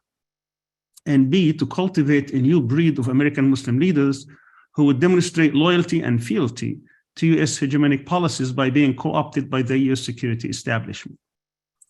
In its 20-year-old campaign, the FBI toolkit included the use of informants to infiltrate the Muslim communities and sow mistrust within the community, surveillance, national security letters to pry on their lives and finances, maintaining databases and fusion centers, no-fly lists and airport profiling, counter-violent extremism programs, suspicious mosque outreach, disruption, like the COINTELPRO of a bygone era, manufacturing crimes because of activism, associations, or exercising First Amendment activity, including the use of entrapment, as well as criminalizing speech and charity giving.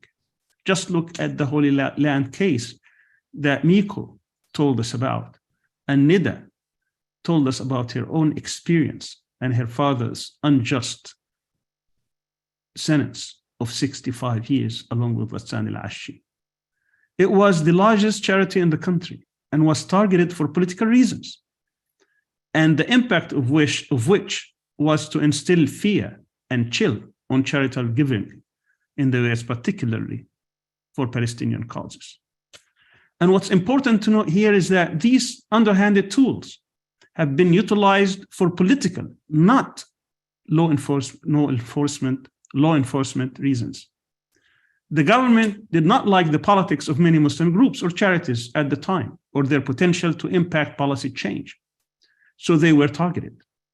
It didn't like charities to feed Palestinian or Iraqi children or support Palestinian institutions against the Israeli occupation, or empower dissident groups. So they were targeted. It didn't like the ability of some Muslim leaders in America to reach the highest echelon of government officials and impact policy. So they were targeted. In short, the so-called global war on terror, government policies have been designed to disrupt and malign Muslim groups, civil society institutions, charities, and leaders in order to achieve its goal of justifying a phony war of them against us, or the good guys against the evil ones. My dear friends, freedom of speech and association and speaking up to power have become defining features in the struggle to realize our humanity and liberty. The forces of intolerance, hegemony, and reactionary politics tend to favor stifling free speech and suppressing dissent. So if you are effective in supporting the Palestinian struggle, then you're targeted, but nothing is more dangerous than when such suppression and persecution are perpetrated and sanctioned by government and authority. Thomas Jefferson, the author of the American Declaration of Independence, once observed, and I quote, "When the people fear their government, there is tyranny. When the government fears the people, there is liberty." Therefore, I'd like to argue that this standard ought to be the defining symbol of democratic societies. Because government has enormous power and authority over its people, such control must be checked. And people, especially those advocating unpopular opinions or supporting unpopular causes or causes that the government don't like, must have absolute protections from government interference and abuse of power. Let's remember that it wasn't until the tragic events of September 11th that such ferocious assaults against freedom of speech were launched by the government in the name of security. Far too many people have been targeted and punished because of their unpopular opinions, beliefs, associations, or feeding the wrong children. Believe it or not, one of the evidence against me consisted of a conversation that one of my co-defendants had with me in his dream. That dream was read to the jury in its entirety as evidence against me. I was telling my attorney at the time that this wasn't even my dream. How could it be evidence? This was reminiscent of the thought crime on George Orwell's 1984. In this eye-opening novel, fear of the government becomes the norm, the standard way of life. People are cultured to submit to a new language and regulated speech. War is peace. Slavery is freedom. Ignorance is strength. In such an environment where society is dominated by fear, people start conforming to every behavior dictated by the authorities. So when a daughter hears her father criticize in his dream the leader, Big Brother, she reports him to the authorities. He's immediately arrested, tried, convicted, and sent to prison. In the novel, Orwell describes how the father was grateful to his daughter for reporting him before acting out his dream so that he could be rehabilitated in time. But the real scary part in my trial was not that speech, opinions, books, writings, and dreams were offered into evidence, but that the judiciary system was intimidated by the government and allowed them to be admitted into evidence. That's why we applauded the jury's verdict at the time. Our jury represented the best society had to offer. Despite all the fear-mongering and scare tactics used by the authorities, the jurors acted as free people, people of conscience, able to see through Big Brother's tactics. But free people are not intimidated by scare tactics.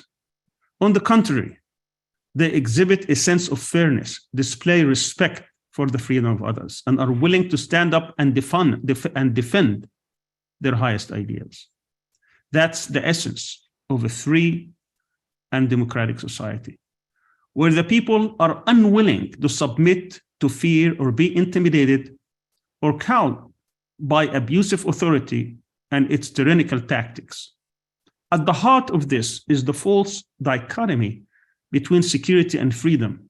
Let me again quote one of the American founding fathers, Benjamin Franklin, who said, "Those who would give up essential liberty to purchase a little temporary safety deserve neither liberty nor safety." The Arab and Muslim communities in the United States are a minority and a vulnerable segment of society. Many members of these communities, as well as many of their organizations, have been targeted because of their beliefs, opinions, or associations. For many years now, fear has defined this community and become the hallmark in far too many homes, mosques, and places of work. Community after community in many states have been targeted and intimidated. Such a state of affairs is the conventional definition of a police state.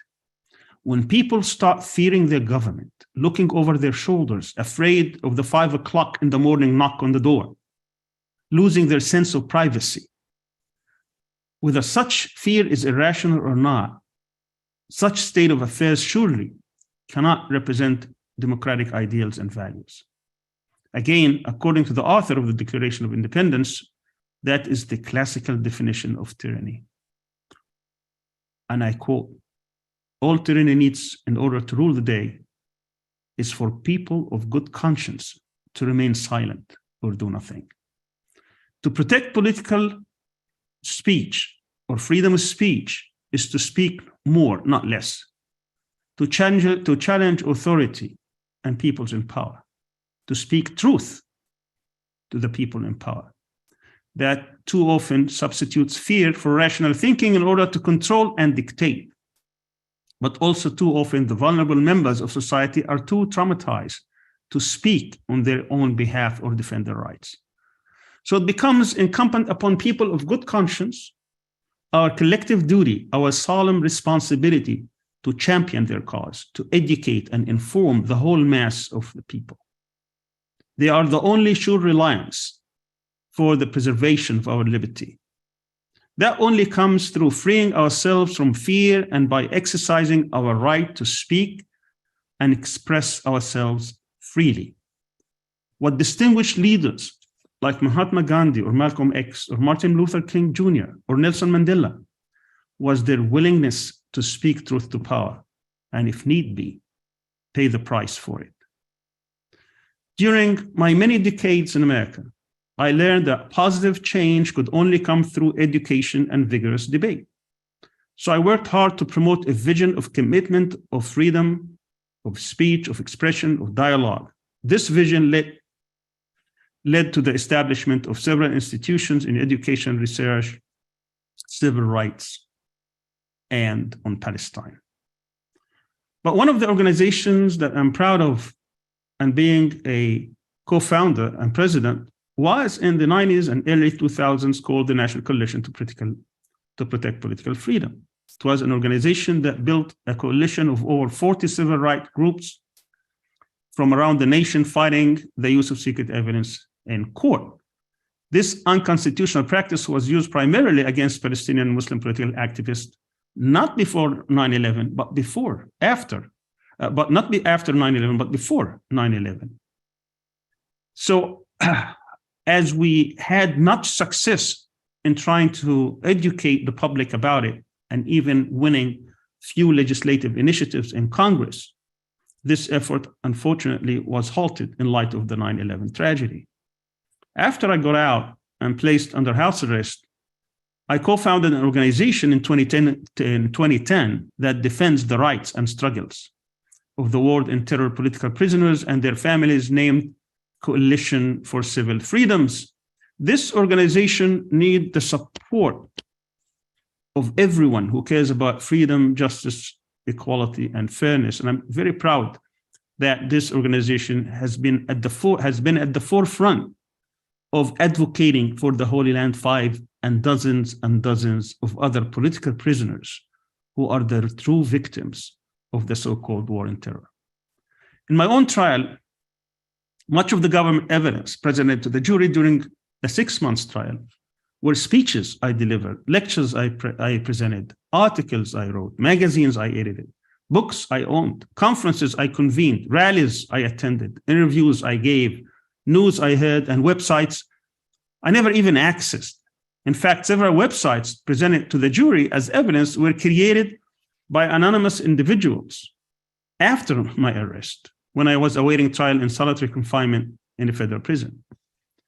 During my 5.5 years in prisons, I had to endure over 43 months in solitary confinement out of over 2,000 days in prison, most of it before and during the trial. The conditions of confinement were Guantanamo-like conditions designed to break you down psychologically so you give up and surrender. Isolation, abusive guards, little or no communication with family and friends, and limited opportunity to review the evidence assembled against you, just to name a few. Even serial murderers and rapists had more rights in prison than pre-trial Palestinian detainee entitled to the presumption of innocence under the law. These are the conditions that our brothers and many political prisoners, including the Holy Land case, had suffered and still suffering and living this continuous torturous life. So my final point to you is, how do you fight back? How do we carry out the struggle against government repression and unjust policies? The roadmap for those who care about freedom, rights, civil liberties, democracy, privacy, or constitutional protections for all is clear. We need to strategize, organize, and mobilize, build coalitions and alliances, do public education, community organizing, legal and court action, media outreach, political engagement. In other words, we need to engage and struggle at all levels. That's exactly what the Coalition for Civil Freedoms is trying to do. My friends, we all would like to see our society living in peace and harmony. But we can't achieve peace without realizing justice.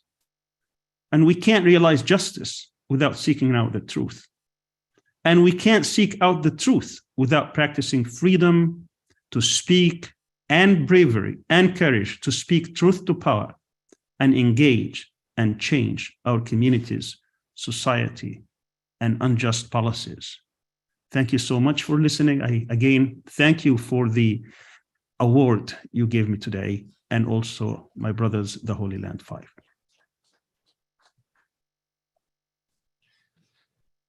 Thank you, Dr. Sami Al Arian. We're so honored to have you in our presence. Sami spoke so much about the Coalition for Civil Freedoms, who are our new friends, who do such amazing work. And it just so happens that all of these people came from afar to be with us for this event. And I want to introduce all three of them, and maybe we can get the grandkids to come up while the three of you are up here as well.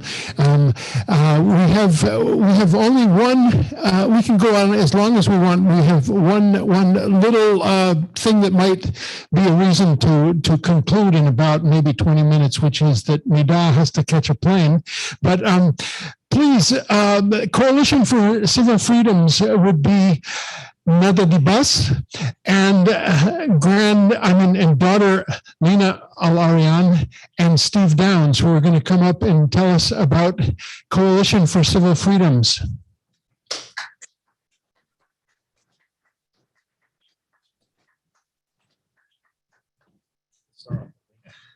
You each have a mic. Oh, okay. Wonderful. Thank you so much, Dean. Thank you so much for organizing this. It's such a true honor to be here. It's an honor to be here with Miko and with some wonderful familiar faces in the room. And thank you also to Ammar for helping to organize this amazing event. It's such an honor to be as part of an extension of this rich history. I remember just a couple of years ago, I was at a Palestine conference where I met Miko Peled, and he was giving a talk on the HLF. And he told me about Sacco and Vanzetti and how when he learned about the case, it immediately reminded him of Sacco and Vanzetti. He said, "Do you know who they are?" And I'm embarrassed to say at the time I hadn't heard of the case. So double thanks for keeping that important history alive. And he said, "I can't believe you don't know about this." And I immediately went back and researched, and I saw the incredible, this awful shared tragedy. And again, the difference between the response then and the unfortunate lack of response now, and a lack of outrage that we see with regard to the HLF-5 and many other miscarriages of justice that we've seen pre and post 9/11. I don't want to repeat a lot of what my dad was saying. It's funny that he started with the end of the Cold War, which is where I sort of was going to begin my talk too. So truly my father's daughter, because he was one of the leading activists and organizers, educators, academics, who was trying to, respond to that fallacy of Samuel Huntington's theory of the clash of civilizations between Islam and the West. And he was really doing the work around that to counter this false dichotomy. He was building institutions. To go back to what Nida was saying in 1987, I mean, that was around the time of the first Intifada, which of course, as many of you know, was an entirely nonviolent intifada led mostly by youths, an uprising where Palestinian resistors were met by rabbins breaking the bones policy. Their bones were being broken. They were being attacked, killed. And many Palestinian refugees, my father, her father, many people around the world were working to organize in support of Palestinians, setting up charities to support widows, orphans, educating around the world. My father and mother had set up charities in that time in the 80s. I wasn't much older than my children who are here. Actually, I was probably younger than my kids who are here today. When we were going to conferences and rallying for Palestine, becoming immersed in these causes. And so, of course, as Miko wrote in his book, that this type of activism, anytime you have loud Palestinians, you get met by Zionist attacks. And so my father in the early 90s became a target of surveillance. Of course, we had no idea how early that surveillance had started, which is in 1990. It was several years earlier than what my parents had even predicted or thought it was. And so I always tell people that I've been under surveillance since I first ever began to use a phone in my life, which is kind of a strange thing to think about. And in fact, I heard myself as a child years and years later when we were preparing for my father's trial, and got boxes and boxes of CDs of thousands of hours of telephone conversations that were recorded over the course of a decade. So I don't want to spend too much time on this, but of course, my father became a target of, these notorious Islamophobic, quote unquote, fake journalists who are operatives for Israel, really Stephen Emerson, his lackeys, and in Florida, who was this journalist at a local newspaper that led an attack against my father for many, many years, just parroting Israeli claims, the FBI claims against him, or who knows? I mean, it's this weird, symbiotic relationship that the FBI and Islamophobes and the Israeli government all have. So who knows who's feeding who what. But anyway, there were, hundreds, if not thousands of articles written in the local newspaper. At one point, they even included a map to get to our home. It's almost like inciting the public to attack us. I wish I were joking. When I was 10 years old, our home was raided. I remember going, my uncle lived nearby, and he drove us to his apartment to, spend the day there. And normally you could easily cross through our street to get to his apartment, but he took this really long route because he didn't want us to see. And when I came home and our house was turned upside down, and I remember asking my mother, what happened? And she said, we had a roach infestation, and it's Florida. So, I was like, okay, maybe. But anyway, fast forward years later, my uncle Mazen was arrested in 1997, a Palestinian refugee who was here on a student visa, held for 3.5 years by the Clinton administration under secret evidence, which my father mentioned. earlier. Now, he was never charged with a single crime. He was held in immigration detention. I think much of it was also in solitary confinement, and they did it so that they could pressure him to testify against my father and then, charge him criminally, of course, and as they do in many families, not just Palestinian families. Of course, my uncle hadn't, A, they didn't do anything. B, he wasn't going to do that. And so he was punished for it, as many others were. My father led the campaign. So as he's lobbying Congress and getting this bill introduced and almost passed and setting up, an Islamic school and other think tanks and other institutions, simultaneously, he was under very, like strict surveillance by the FBI, to the point where there was even a guy who was hired just to take pictures of him everywhere. And I remember they bring this photographer at trial, and my father's walking in and out of a restaurant, and his late attorney, Bill Moffitt, says, "So you caught my client in the dangerous pursuit of lunch." It was so ridiculous. And my father led this campaign for my uncle's freedom, became a nationally recognized civil rights activist for Muslim Americans in the United States, Muslims in the US. And once we got my uncle out finally, that was like the test run, right? And I was 12 years old, we were tabling everywhere. We became kind of like this family support network for my uncle. My father trained us well for that, for I guess what the next struggle would be, which would be his. In February of 2003 was after 9/11, he was arrested. Of course, I didn't mention that after my uncle was free, he was rearrested after 9/11 until finally he was deported. It was this whole ordeal. We had barely gotten, his secured his freedom, and he had settled before my father's case started.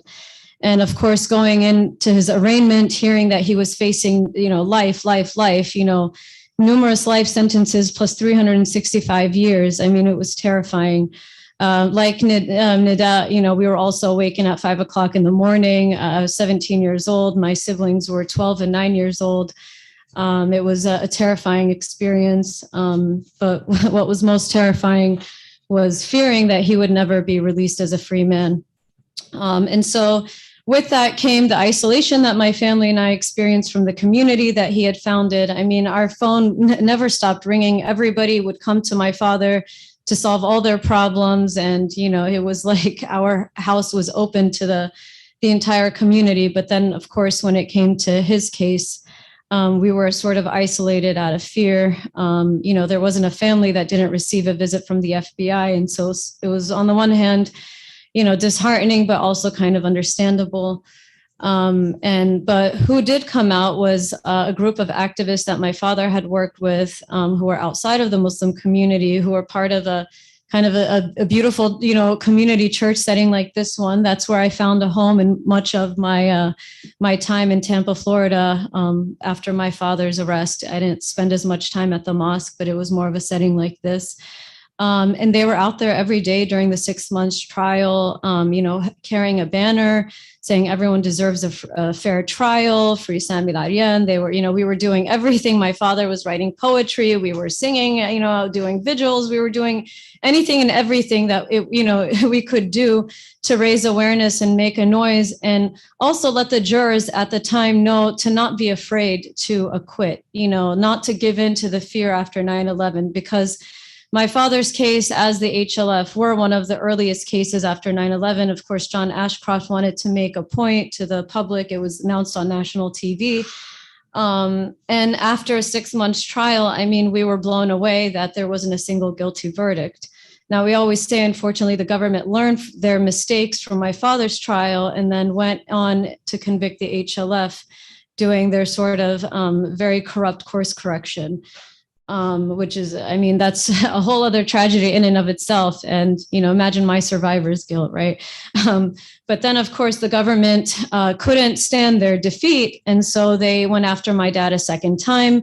Many people here, I saw the Julian Assange poster. Many of you probably then know the name Gordon Kronberg, a very rogue right-wing Zionist prosecutor out of the Eastern District of Virginia, is the same guy who went after folks like Daniel Hale, a whistleblower, and Julian Assange and many, many others. He's personally prosecuted maybe half of the Muslim defendants out of Virginia, targeting them after 9/11. And so he went after my dad, and my dad was then moved from Florida. He had pleaded guilty to a nonviolent charge because we simply didn't have the money to keep fighting. He had agreed to be deported. It was a bittersweet ending. And he sort of knew that the government was never going to let him walk on foot in the United States as a free man, that this was what he was going to have to do. And we accepted it and were willing to move on, but they weren't willing to move on for another 7 years. And so he was moved up to, the maze of the US prison system, which is, of course, a whole other, dimension of this experience that impacted families and the prisoners have, is just dealing with the disgusting Bureau of Prisons, the federal prison system, which frankly doesn't get talked about enough. I mean, it's so far outside, removed of the imagination of most Americans that people never think about it unless you're in it, which is why I have Nida here to talk about that next, but I'll try to hurry along. So in that time, I'm going to actually let Steve tell kind of the story of the genesis of CCF, the Coalition for Civil Freedoms, and how it was founded, because he was there.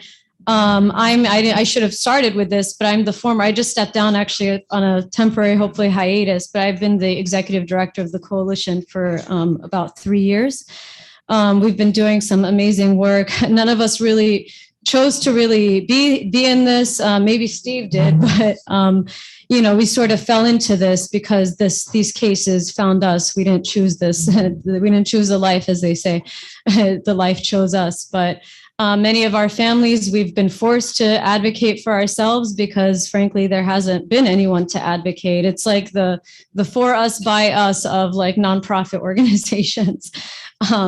And so we've been doing family support and prisoner support, and we have a lot of important program areas. Our mission is to end the abuses of the war on terror, to end the policies that have, these COINTELPRO type policies that have continued to affect communities of color for decades. We very much see ourselves as part of that. This isn't an experience unique to Muslims, but is unfortunately a part of that ongoing dark history of the U.S. They always say this is a dark period in U.S. history, but it's like, when wasn't it a dark period, right? It depends on who you are. And so I'm going to pause for now, and I'm going to have Steve come and talk about, kind of like how CCF started, what we're doing, and also have Nida talk about ways that we can support political prisoners. Hi, everybody. Thank you so much for staying with us. You want me to? All right. I have a sort of an origin story myself in a completely different case, and I have a feeling that we can only give you a certain number of cases here before you're going to get overwhelmed by this. Yeah, exactly. Well, that's another one that we're representing. But in my particular case, it was an imam in Albany, and we represented him. And at the end of it, he was convicted. I was absolutely convinced that the man was innocent. That he not only was he innocent, not only was this a wrongful conviction, but that he'd been deliberately framed by the government. And I never encountered that. I'm a lawyer. As a lawyer, you see people that make mistakes and things happen in convictions, but this is the first time I'd ever encountered a deliberate frame up by the government. Eventually, he was a brilliant man. He wrote a book. While he was waiting his sentencing, we helped him get it published, and I wrote a little piece in the back. And in order to get some traction on this book, we sent it out to a bunch of journalists, and one of them was Leena Al Arian, who was a very famous journalist at the time. And it ended up on her coffee table in her apartment. We didn't know that Sami Al Arian at that point was in the same apartment. He was locked up in the apartment and couldn't get out, and I guess didn't have anything to do except read the book. And he saw our article in the back of this book and said, wait a minute, these sound like good guys. So next thing I know, Ali Al Arian was up there talking to us about forming a new group, the Coalition for Civil Freedoms. And that's how I got involved in it. We all got in the car, went down to Layla's apartment because there was no other way to get to Sami. He was locked up in this apartment, literally, and for the next 5 years. And yet this guy has so much guts. I mean, imagine facing a federal indictment, being locked up under house arrest, and organizing a civil rights organization. I mean, it's incredible what Sami was capable of. So eventually I became a executive director of CCF, and now I'm the board chair. And we have a very active program working with the families. We do legal work, filing petitions to get them out of jail. We have a bill pending in Congress, trying to get a bill into Congress to change the law on entrapments so that if it was passed and it's retroactive, we hope we could get a lot of our prisoners out of jail. That's one of our big pushes, is to try to get these people, all of whom are completely innocent, that there was no crime committed. Nobody was killed. Nobody was injured. No property was hurt. We're advocating for over 200 people who are locked up in jail. So those are some of the things that we're doing. We do educational programs. We certainly have family conferences, but I'm going to turn it over now to Nida, who's going to tell you a little bit more about this, and because we actually have to get a hard stop at about 1 minute. So. Hi, everyone. My name is Nida. I'm the Prisoner and Family Support Coordinator for CCF. I'll also keep this really short. I only have, I guess, 1 minute, 30 seconds. But I guess we do a lot of work. We do a lot of prisoner support. I just wanted to talk about how you guys can get involved and help. I have been compiling this whole time a list of links and stuff for you guys. Hopefully I'll share that with Dean to share with all of you. But essentially, we are a struggling organization. So if any of you guys know of grants that we can apply to or ways that we can help fund our work, that would be incredible. Please share that with me. I will leave my cards at the front for you guys to take, but hopefully you guys can also see my email from the links. We also have a pen pal program. If any of you are interested in being assigned to one of our prisoners and to carry out, a more long-term, just, pen pal relationship with one of the prisoners, that's immensely helpful, more than you know, especially if you don't have money to give to the organization or to donate. That's one of the ways that you can support non-financially. Thank you all so much for coming. I feel like everybody else covered everything, but there's a bunch of incredible ways you can support. I also am including a bunch of links to the films that we talked about yesterday. For those of you that are joining virtually, don't know about that, but we did a film festival last year. There's a bunch of films that you guys can see to learn more about the issues. And then there's other films that aren't on there that I also included links to. So hopefully you guys can watch that and, learn more. Thank you all so much. Yeah. Thank you, everybody. And we've gone so long, and we would like to go even longer, but we have somebody to get to an airport. But before we end it, we want to get the grandkids up here to say hi to Grandpa. You want to say a word to Grandpa? Hi, Cecil. Anyway, guys, time for me to say the results. But you have to say what you were The results. about. Okay, guys, the results are, let me say everybody here. So what was the poll topic? What were you polling? What was the question? The soccer players. Yeah, who? Tell them. We have Messi and Ronaldo. So we only have, so let me see. Who voted for Messi? We have Ed. Yeah, you don't have to say all Can't the say names. all the You names. can just say how Just- many. Who won? Who won? Messi, sadly. Yes, Messi. Oh, she was sad about that. Huh? She said Okay. about that. Okay. Well, thank you, everybody. And we're going to have this wonderful Coalition for Civil Freedoms back, hopefully February 5th, because that date is available, and continue this conversation. And I hope you will join us. Our email sign-up sheet is right there where Miko is standing over there. Please catch Miko's books and get him to sign them for you. And before we conclude, we will show you the awards.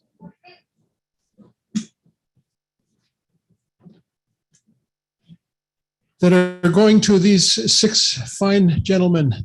And we always sing this song after we hand out the awards. But since none of them are here to receive them, I will just sing the song. And it's called Two Good Arms by Charlie King, who won our Sacco and Vanzetti Award in the year 2000, especially for this song. And it's called Two Good Arms.